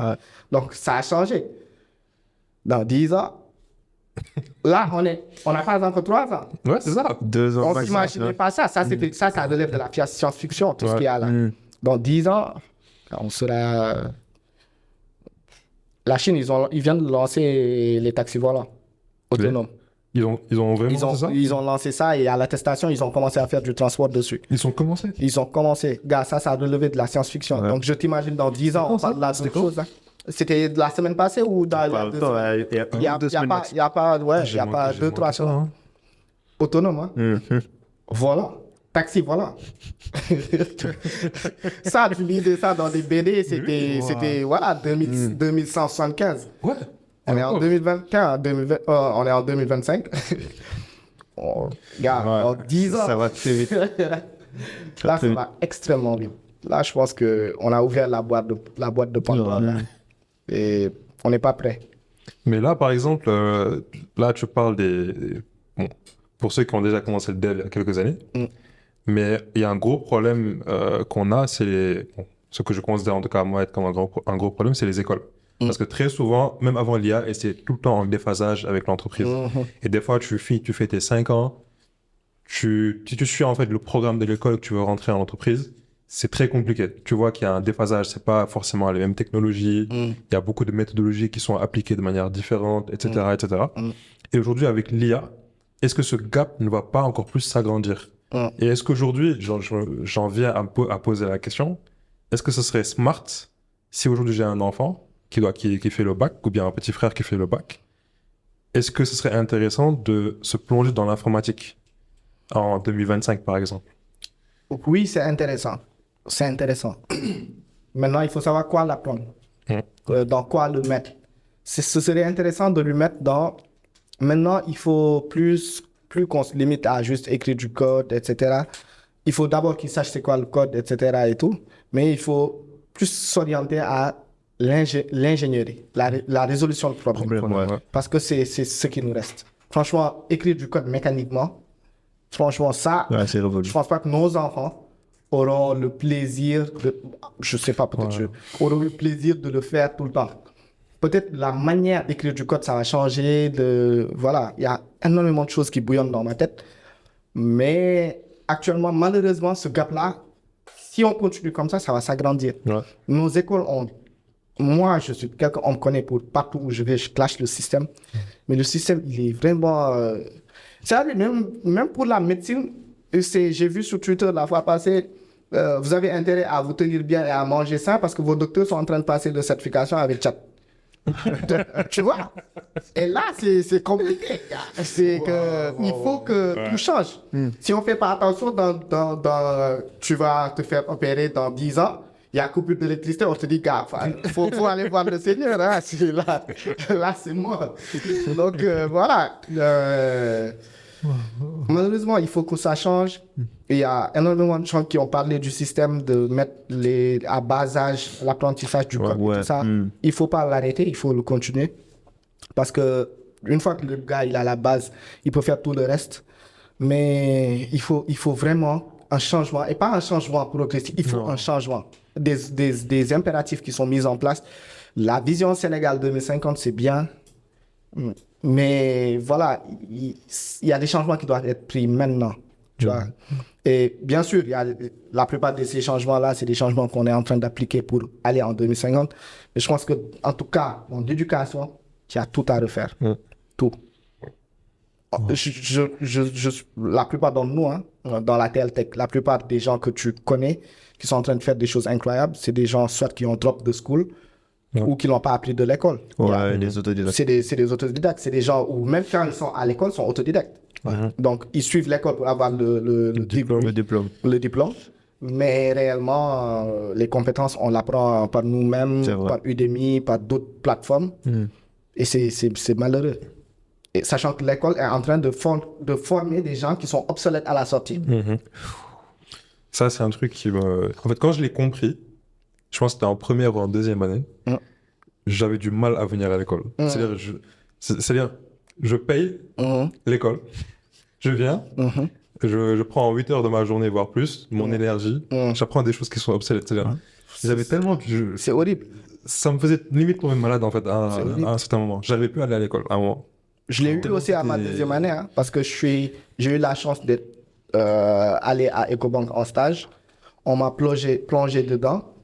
Je venais, j'étais parmi les meilleurs de ma promo, etc. Hein. Je m'en sortais pas mal. L'informatique, c'est mon truc, tu vois. Mais je viens, je me rends compte que tu sais absolument rien du tout. Tu es là, les gars, ils te parlent de support, ils te parlent de choses dont je me dis, hey, doucement, genre, Slow down. Je comprends pas. Et après, je me suis rendu compte que non, il faut que j'évolue. Et pour répondre au nom de mon stage, en une semaine, je me suis mis à apprendre du code initer à l'époque, avec PHP. Et je l'ai appris tellement vite et je faisais des choses tellement incroyables avec, en une semaine, que je sais que si j'étais en deuxième année. Donc, il me fallait alors attendre jusqu'en quatrième ou troisième année pour faire des frameworks. C'était abusé. Moi, en deuxième année, j'ai eu la chance de lancer mon premier site web qui était fait avec WordPress et avant des sites avec HTML et tout ça. Mais j'ai été obligé d'aller par moi-même faire, avec Code Initer, faire la programmation orientée objet. Et tu as toujours des écoles qui sont toujours là à te faire apprendre la programmation orientée objet en deuxième année. C'est pas possible. Moi, j'ai eu une cousine qui m'a dit qu'à son école, elles étaient en train d'apprendre du COBOL. Je dis, je comprends bien peut-être l'initiative de l'initiation à l'informatique, mais du COBOL, frère. Non, quand même, pas de COBOL. Et c'est une grande école prestigieuse de la place. Hein. Ils sont en train de faire du COBOL dès qu'ils ont fini l'algorithme. Pour faire l'initiation et tout ça. Je comprends, mais fais du C directement, fais du C#, fais du JavaScript. Fais pas du COBOL. Parce que tu vas faire ça à quelqu'un qui n'a pas la passion ou qui est venu pour découvrir, il va drop. Ou il va pas trouver ça attirant. C'est pas intéressant. Surtout l'utilité, là. Tu vas l'appliquer où aujourd'hui? Dans quel domaine? C'est pas tous les domaines où tu vas utiliser du cobalt. Et on nous apprend pas à apprendre. Malheureusement. On nous apprend à être des produits qui recopient. Tu as des élèves qui écrivent du code dans des papiers. Tu as des élèves qui recopient le code tel que le prof il l'a. Et tu as des profs aussi qui ne facilitent pas la tâche, qui sont là au tableau et qui disent que c'est comme ça qu'il faut écrire du code. Alors que l'informatique, c'est une science qui n'est pas définie. L'algorithme, c'est pas une science qui est définie. Chacun a sa manière d'aller faire du pain, d'aller faire une recette. C'est ça l'algorithme. Et c'est malheureux. Il y a énormément de choses. Hein. Il y a énormément de problématiques. J'ai rencontré un profil récemment qui a eu sa licence en informatique, mais qui n'a pas fait de JavaScript. 3 ans, ça. 3 ans. Mais il n'a jamais fait de vrai projet. C'est dommage. Il n'a pas fait de JavaScript. Et c'est comme ça que tu ne peux plus recruter sur la base d'un diplôme. Ça m'est arrivé. C'est même le problème que je voulais soulever, parce qu'il y a l'éducation, certes, mais après, il y a les entreprises qui se disent, OK, tant que tu n'as pas un master ou un doctorat, je ne te prends pas. Alors que le gars, il est compétent, il a appris tout seul. Je me suis retrouvé à être un chef de stage, parce que quand tu es en stage, tu peux être, il y a ton maître de stage, et tu as dans le groupe celui qui en sort, à être un chef de stage quand j'étais en 2e année, de gens qui étaient en master, à faire des choses qui sont beaucoup plus incroyables. Je me suis retrouvé à former des gens, quand j'ai drop out après la licence, à former des gens qui sont en master. Je me suis retrouvé à reformer un de mes profs. Bon, ça, c'est pas ahurissant, c'est l'informatique. Il peut m'apprendre, je peux lui apprendre. Il a été assez humble pour qu'on se partage des connaissances. Je me suis retrouvé à rebosser avec des profs aussi, mais je peux plus recruter sur la base d'un diplôme, malheureusement. Moi, en tout cas, partout où je vais faire du recrutement, je ne recrute pas sur la base de diplôme. Et je ne me souviens plus de là où on m'a demandé, moi, en tout cas, un diplôme pour me recruter. Je m'en souviens plus. Ça arrive de moins en moins, quand même. Ouais, ça arrive de moins en moins. Donc, c'est une bonne chose. Mais recruter sur un diplôme, on en a tous connu, hein, des gens que tu as recrutés qui ont un master de fou, qui te parlent de projets incroyables de la classe, qui te parlent de banque du peuple et tout. Mais malheureusement, tu viens, c'est pas de leur faute, hein, mais c'est la connaissance qu'ils ont, mais pas la compétence. Et tu vas venir, tu vas dire ce que tu sais faire, les entreprises peinent à trouver des profils. Et c'est dommage de le dire. C'est dommage de le dire. Tu vas vouloir recruter un gars bon en Angular, tu vas trouver des gars qui font de l'Angular, qui se débrouillent pas mal en Angular, mais qui sont aussi obligés d'apprendre tout pour pouvoir être recrutables. Donc, il y a beaucoup de problèmes. J'ai vu tellement de CV de gens qui ont une pile comme ça de technologie. I'm like, tu peux pas me dire que tu maîtrises tout ça. Non, c'est pas possible. mais nous ici, c'est pour ça que quand on voyage, on se retrouve à avoir des trucs de ouf. Hein, parce que nous, ici aussi, on est obligé de tout apprendre. On fait du front, du bas. Il n'y a pas, je ne connais pas un spécialiste full front-end ou back-end au Sénégal. Ou at least, ils ont touché à un projet qui était back. Il le faut. Ouais, forcément. Parce que sinon, tu t'en sors pas. Wow.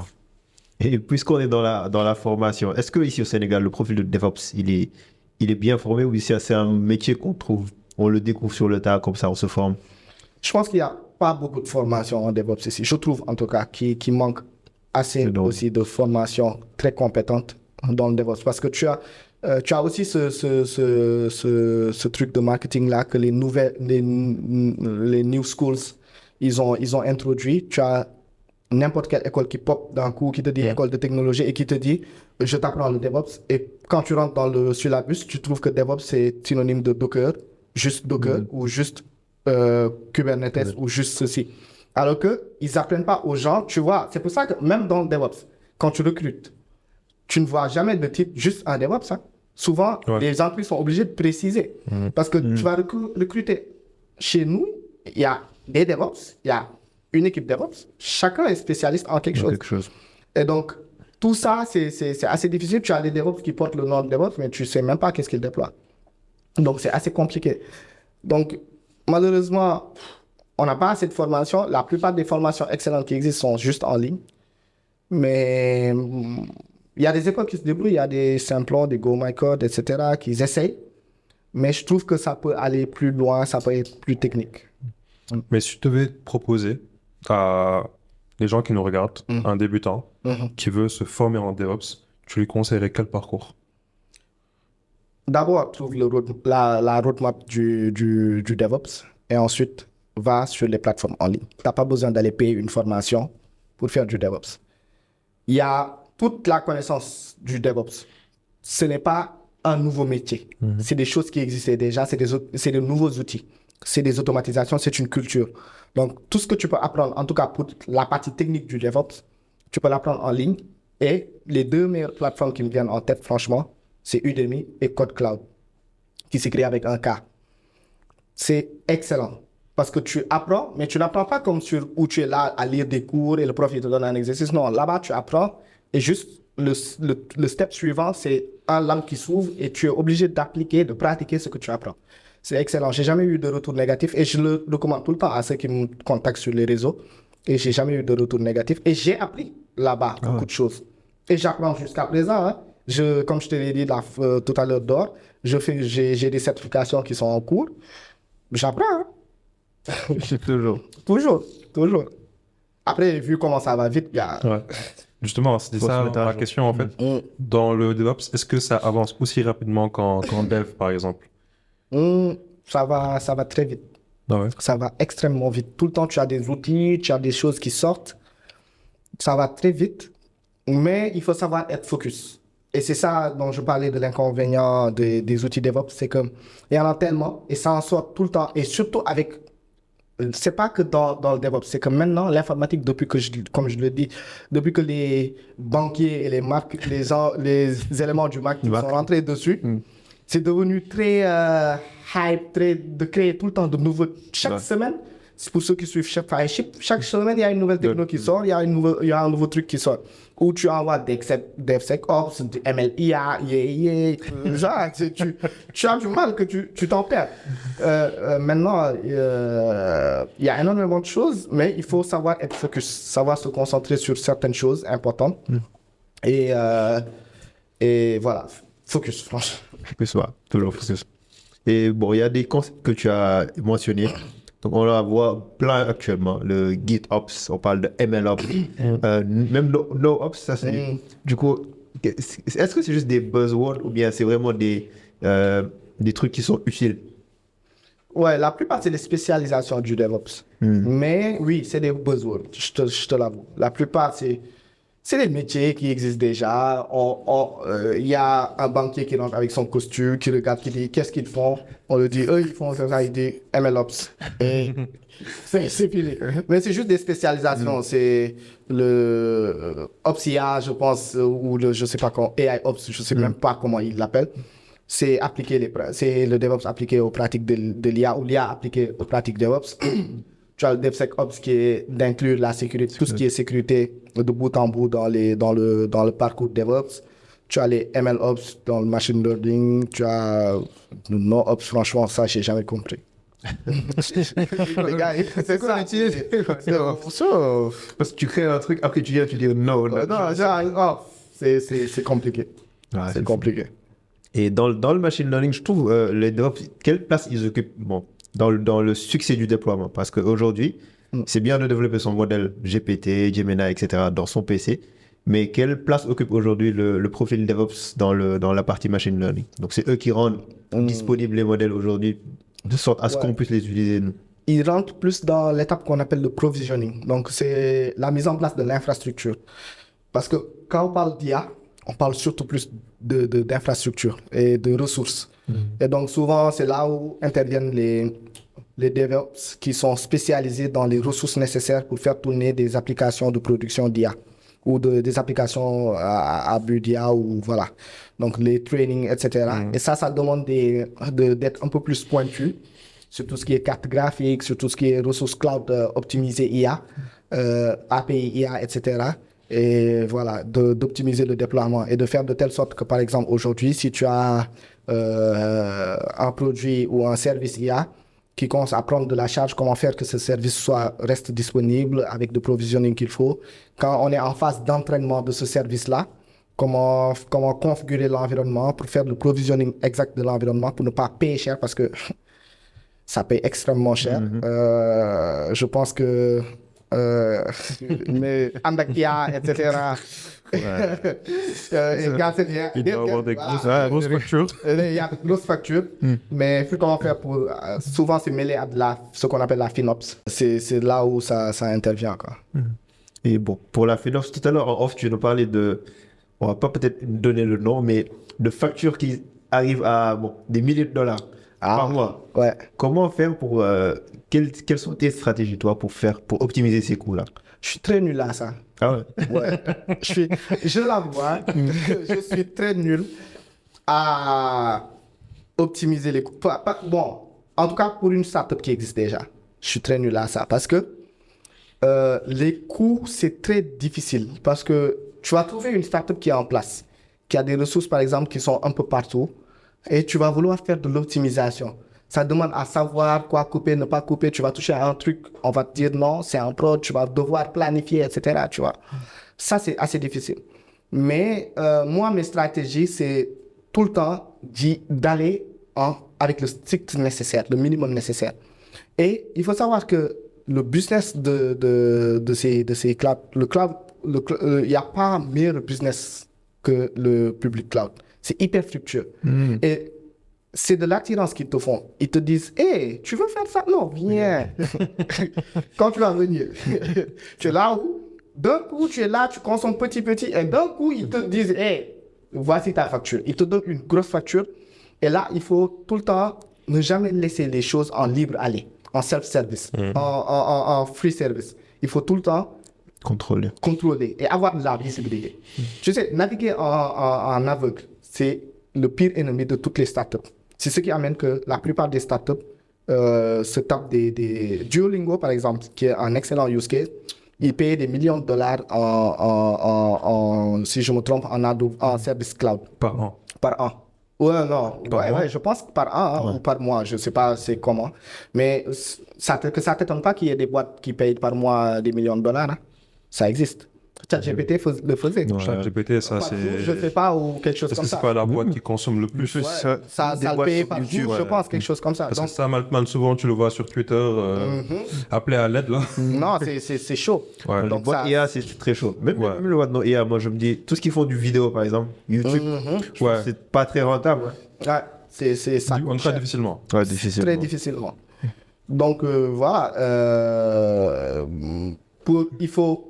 Duolingo, ils se sont rendus compte qu'ils volaient à l'aveugle et ils ont mis en place énormément d'outils de monitoring et de visualisation pour pouvoir savoir, OK, quand est-ce qu'ils consommaient le plus, quand est-ce qu'ils consommaient le moins, pourquoi ils ont des environnements qui ne sont pas en prod, qui consomment beaucoup plus que les environnements en prod, pourquoi ceci, pourquoi cela. Ils se sont rendus compte de tout ça.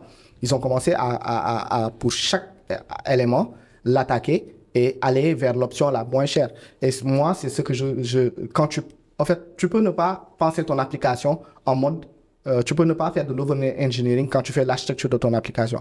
Mais par contre, quand tu vas dans le cloud, prends le temps nécessaire de bien sizer et avoir la visibilité sur la cible de ton application, la charge qu'elle va prendre et les services que tu prends. Parce que si tu te mets à cocher des cases... Et il y a certaines cases qui sont cochées par défaut. Non, ils font de l'obfuscation. Et c'est une science réelle. Ils font tout pour que tu prennes des choses dont tu n'as pas besoin et des choses dont tu ne te rends pas compte et que tu vas payer hyper cher. AWS, c'est le nightmare, Jeff. Franchement, tu comprends pourquoi il envoie des stars dans l'espace. Ouais. Mais du coup, finalement, est-ce que c'est intéressant d'aller sur le cloud? Parce que je me dis, pourquoi prendre un hébergeur qui n'est pas fixe, où les charges ne sont pas fixes, alors qu'à côté, tu as un VPS, par exemple, où tu sais que chaque mois, tu payes ça. Et tu peux prendre les ressources que tu veux. Du coup, quel est l'avantage du cloud par rapport aux hébergeurs classiques? Aucune. Franchement, moi, je le dis. Après, saucez-moi comme vous voulez sur Twitter. Je suis preneur. Franchement, je te dis, moi, dans la plupart des consultances que je fais, je trouve 80% des boîtes ou des startups qui font du cloud, je n'ai pas vu le besoin. Les gens, la plupart, ils sont sur AWS parce qu'il y a EC2. Mais EC2, c'est un VPS. Tu as besoin d'un WAF. Cloudflare, c'est un WAF. Tu as besoin de ECS pour les containers. Bah, Digital Ocean, ils le font avec les droplets, etc. Donc, la plupart du temps, c'est parce qu'on nous a brainwash, on nous a formaté. De telle sorte que tant que tu ne dis pas que mon produit est sur AWS, sur Azure, t'es pas in, t'es pas tech. Alors que non, Moi, j'ai vu des gars qui ont des ERP, etc., qui te font un chiffre d'affaires incroyable, qui sont sur des EC2. Le gars qui a créé Qualify, sa plateforme cloud, sa version cloud de Qualify, qui est une passe, un logiciel qui te permet d'héberger tes applications et de les déployer sans payer rien. Qualify, par exemple, je vous le conseille. Si vous voulez héberger vos applications et tout ça, tu l'installes sur un VPS, tu déploies tes applications. Après, tu peux mettre un WAF dessus comme Cloudflare. Tu es pépère. Tu as une facture fixe par mois qui peut te coûter 25 000 francs par mois, le max. Et tu as un service qui est extrêmement boosté. Tu as toutes les ressources dont tu veux. Le gars, il gagne actuellement en monthly revenu, son business, sa startup gagne, je pense qu'il a remis 10 000 $ presque par mois. Il a, je ne sais pas, des milliers de clients sur son cloud. Il a 3 VPS, un load balancer et un WAF. C'est tout. Pépère. Et ça marche. Alors, il y a ces deux gens-là, il y a ces deux courants, ces doctrines-là, de gens qui sont en train de retourner sur le self-hosted on cloud, qui est le VPS, etc. Et les gens qui sont toujours formatés à rester sur AWS. AWS, les cloud providers, tu ne dois y aller que si tu as vraiment le besoin. Ça a beaucoup d'avantages par contre. Je ne dis pas de pas y Quand aller. est-ce que j'ai le besoin en fait?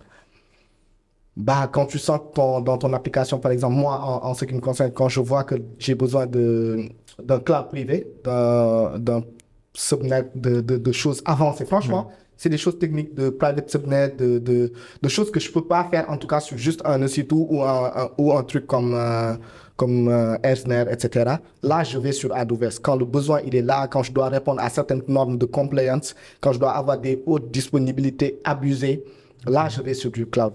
Je vais sur du cloud providers tel que AWS, GCP, Oracle ou whatever.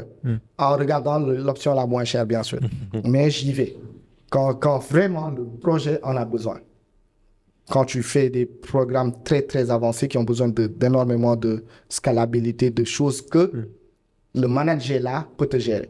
Mais quand c'est juste un truc pour ramener, si la gestion, elle peut être automatisée, va sur un VPS. Super, plus simple. C'est plus soft. Ah, je suis team VPS. Hein. Ah, franchement, Ouais. Moi, contrairement à toi. pour aller très vite, non, c'est très facile pour aller très vite. Mais on nous a formaté à ce que AWS offre de free credits, etc. Mais ils l'ont tout ça, les VPS, il y a des VPS qui ont des free credits. Linode, tu peux créer un VPS que tu utilises pendant quelque temps, que tu supprimes sans payer. T'as pas de problème. Mais je vois pas l'intérêt. Wow.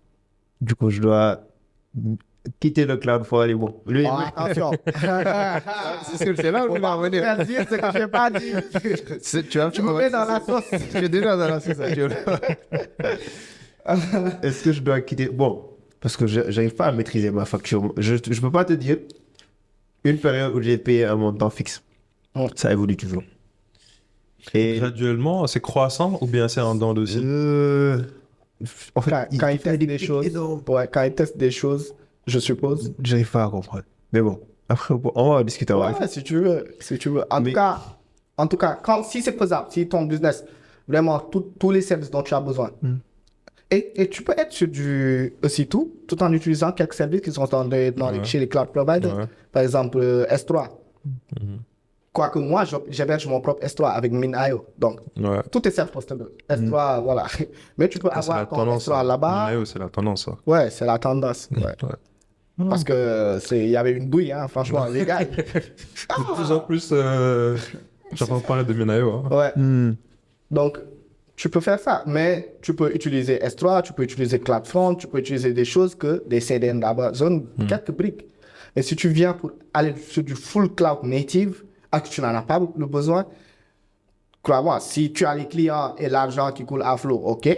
Mais sinon, Pas du tout le cas. non. Du coup, depuis tout à l'heure, tu mentionnes AWS. Est-ce que c'est une préférence? Parce que moi, je suis team Google, quoi. Donc, qu'est-ce qui t'a fait choisir AWS par rapport aux autres providers? Moi, je n'ai pas choisi AWS. Ah ouais. Tu l'as fait. On te l'a imposé. On te l'a imposé. Moi, je n'ai pas choisi AWS. C'est juste que c'est les premiers. Donc, ils étaient là, ils ont le monopole du marché. Voilà, il y a Azure qui se rapproche de plus en plus et il y a Google derrière. En tout cas, moi, franchement, moi, je ne suis pas sur un provider vient de finir. Je les déteste tous. Ah ouais. Ouais. Bon, tu l'as dit tout à l'heure. Voilà. Ouais.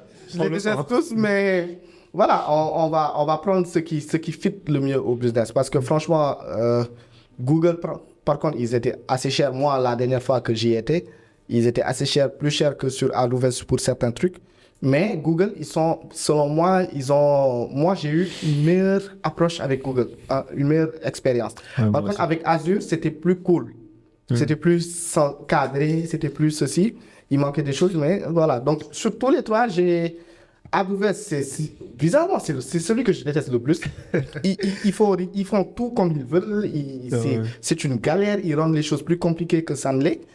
Mais ils ont le monopole du marché. C'est les pionniers aussi sur pas mal de choses. Donc, on fait avec. Et parce que beaucoup de boîtes aussi, comme Nyom Top, ils se lèvent, ils entendent parler de AWS, ils vont tympaniser tout le monde AWS dans le CV. On se retrouve à pencher pour AWS.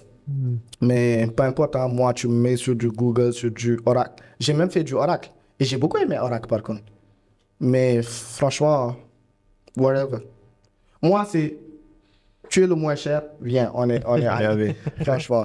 Mais c'est juste que parfois, tu es obligé, avec le métier, avec la demande et tout ça, d'être plus avoir plus d'affinité avec un certain cloud providers parce que toutes les missions que tu es en train de faire sont sur ce cloud provider-là. Et donc, tu te retrouves à pencher ou à maîtriser l'un plus que l'autre. Je maîtrise plus AWS, par exemple, que Google ou Azure. Mais voilà, c'est juste le monopole. C'est eux qui détiennent le monopole. Ouais. C'est du marketing, quoi. Ouais, c'est le marketing. Ah, c'est les banquiers, les marketeurs. C'est du marketing. C'est du marketing.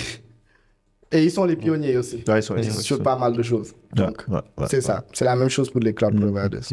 Wow. Bon, moi, je vais pas quitter Google. Hein. Je reste toujours chez Google. Ouais, c'est super. Hein. C'est super. Ils ont pas mal de choses qui sont très cool. Par contre, moi, j'ai l'impression qu'ils ont été assez salés sur les factures. Je sais pas maintenant. Ça doit faire quoi, 8 mois que j'ai pas fait un tour. Et ils étaient chers la dernière fois que j'y étais. Okay. Moi, en tout cas, pour mon use case. Tu voulais faire quoi spécifiquement? Bon, sans trop dévoiler. En fait, j'ai vu que leurs API d'image, DI image là, leur MLOps, etc., le truc là, c'était très cool. Et donc, j'avais un projet qui nécessitait à un moment donné de faire de l'OCR, du visionnage de l'image, beaucoup d'API, beaucoup de processing en IA, et ils avaient les meilleurs services, franchement. Ils avaient les meilleurs services. Mais c'était assez cher. Ouais. C'était assez cher. Peut-être que aussi parce que je suis pauvre. Est-ce que tu es pauvre? Mais il paraît que les DevOps, là, sont là. Ouais, ils gagnent. On dirait. Non, en vrai, c'est une vraie question. Hein. Si, bon, un gars qui veut devenir DevOps aujourd'hui... J'ai du mal. En fait, non, j'ai pas du mal avec l'argent. Moi, je parle tout le temps de salaire, etc. Je sais pas. Mais j'ai du mal c'est vrai que j'ai du mal à chiffrer. Autant les devs, je peux chiffrer, etc. J'ai du mal à chiffrer les DevOps au Sénégal.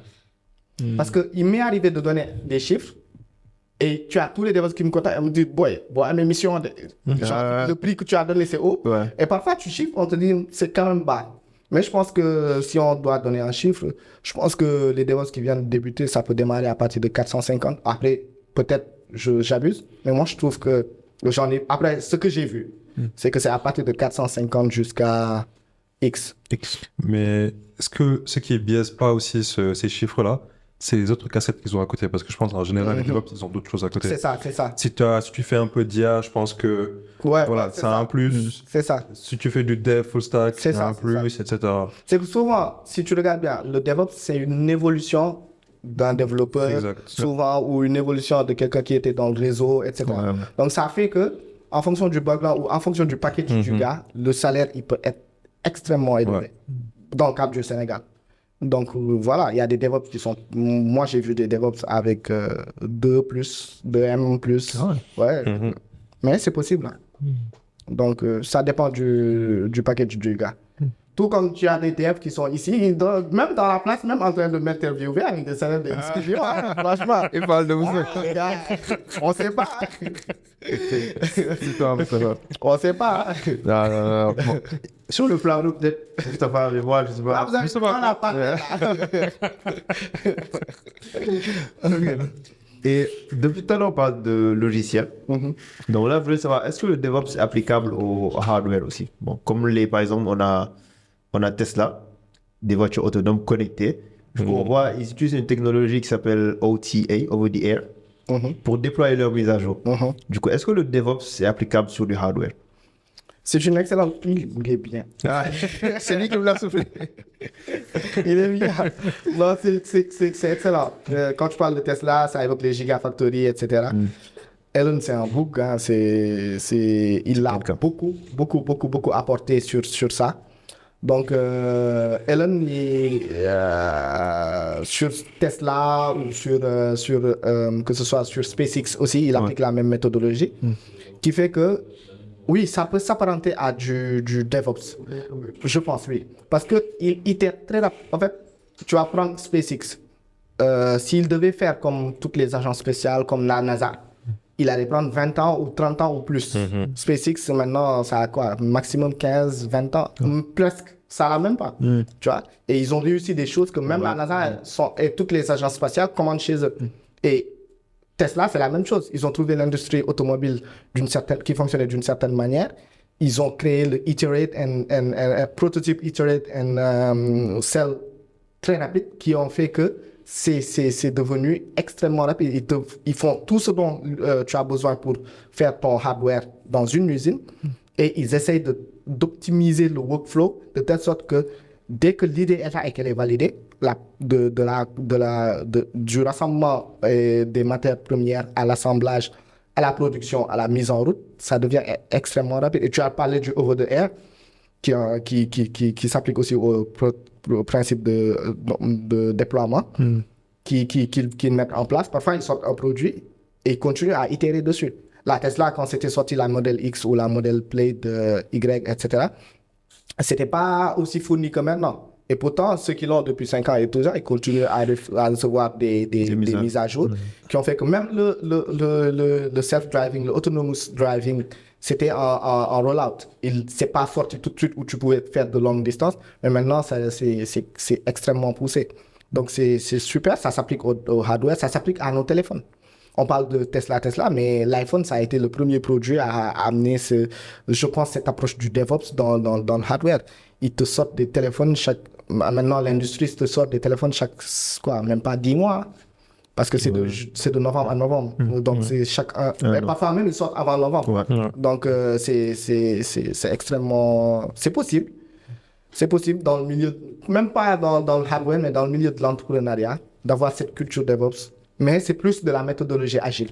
C'est l'agilité qui fait qu'on puisse produire rapidement. Mais oui, je pense qu'on peut faire la liaison entre les deux.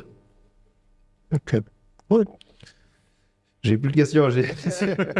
C'était trop intéressant. Ouais.